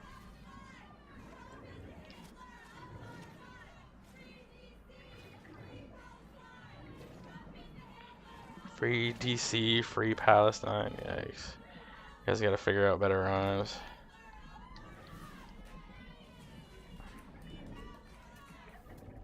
Now, here is a hint for the diabolically dumb women in that clip. If Trump was Hitler, if he was a modern-day dictator, you would never be seen again. You think you can scream insults to, I don't know, Xi Jinping or Kim Jong-un? If you did, you'd be in a labor camp or dead in quick time. Now to a delightful clash between Tucker Carlson and billionaire and dimwit Mark Cuban. Yes, he's both. Unusual combination, I know. Here they are discussing funding for Ukraine. Half my family's Ukrainian from my grandparents. And so, personally, I think we should help. But I don't have a studied answer for you. How much money have you sent to Ukraine? None. Oh, so what do you mean by we? You're the one who's Got him. from Ukraine. Like, why don't you send them $1 billion? Because I'm trying to fix healthcare. Why don't you fix their healthcare if you're like so deep? If you think we need to help, why don't you start? How about you first? I notice that's never like even an option for anybody. It's like, we need to help. That's not what charity is. Forcing other people to help is not charity. It's vanity. Love that. We need more Carlson v. Cuban content in our lives. Now to another clash, but this one was very much one-sided. Despite Exactly, you dumb rich fuck. Everybody give him your money. We don't have any money to give. Why don't you give some of your billionaire money? I'm doing other things over here. I see on the show this morning you had Governor Healy talking about ICE doing enforcement operations at a church. False. Didn't happen. They were parked there. They did not do an operation there. She said they were parked in a public space legally. But to say that and to push it out there puts fear in the immigrant community. So let me tell you, To do that puts fear in the community. To park the ICE agent's vehicle near a church. They are on a public street. She said that, sir. waiting to respond to a criminal alien release pulled aside the road. Let me tell you, in the last couple of days, what's happened in Boston. They arrested Victor Gomez Perez, the 33-year-old criminal alien from Guatemala, with charges of aggravated rape, assault and battery with dangerous weapon, indecent assault and battery on a victim 14 years or younger. They arrested Kelly Espinosa, 33-year-old criminal The hell is that? with charges of aggravated assault on a pregnant victim. They arrested Joshua Gonzalez, a 23-year-old criminal alien from Dominican Republic, with charges for trafficking heroin, morphine, opium, resisting police, disorderly conduct, and drug distribution. They also arrested Samuel Armando Barrera, a 20-year-old criminal illegal alien from Guatemala, pending charges for assault and battery on a child. This past year, I've seen innocent Americans raped and murdered by people who are not supposed to be here. So rather than going back and forth and say, well, ICE has got a car parked near a church, that is ridiculous. Ridiculous indeed, but Mika was not done yet. Having hit rock bottom, she decided to start digging. I would argue that actually that the ICE vehicle parked outside a Spanish mass is a frightening sight given what's happened in this country. I also, with respect, sir, thank you for the information that you have shared on this show, but we would appreciate all of the information, all of it, all of the data that you say you have. I've done this show several times. Every time I'm on your show, I speak with integrity, I speak with honesty, and I speak with facts. The bottom line is, because all this false narrative, and you using the term disappearing people, Well, is that's disgusting. what's happened. That happened to the group that was sent to El Salvador. She is determined to make a monumental fool of herself by repeating these debunked Democrat talking points. Even some Democrats, the sensible ones, have stopped making these claims, but not Mika and not MSNBC. They are going down with the ship. Why a lot of these people have been disappeared. You say you have data. We would love to see it. The American people should see this data. Well, here's the rhetoric again, right? You just meant disappeared. That is a ridiculous thing to say. Why? Because ICE is doing the same thing we've done for decades. But because of the last 4 years, ICE wasn't allowed to enforce the law. But we're doing the same thing right now that we did when I started back in 1984. ICE agents are enforcing the laws enacted by Congress. Now to CNN disgracing itself again by accusing Donald Trump of seizing on the murder of a young Ukrainian woman, a murder they had refused to cover until now. Ukrainian refugees' murder caught on camera. It is absolutely horrific. Trump is now seizing on this to push his nationwide crackdown. And it gets worse. Have a listen to what CNN anchor Abby Phillip had to say. She seems to be more mad at Charlie Kirk for bringing attention to this sickening crime than the barbaric thug who killed an innocent woman. When you are mentally ill, you have a hard time knowing that you are mentally ill. But also, I mean, people like Charlie Kirk, Van, they've been looking for opportunities to make this some sort of like reciprocal George Floyd situation. And that's the part that I think he's almost giving away the game. And it's sad to see a lot of people going along with it. You know what? I'm almost speechless. Comparing that poor innocent woman to George Floyd is bad enough, but get ready to be truly disgusted. Here is Van Jones. We don't know why that man did what he did. And for Charlie Kirk to say, we know he did it because she's white, when there's no evidence of that, it's just pure race-mongering, hate-mongering. It's wrong. Then he says that We're gonna call it for now. happened the other way. Come and get the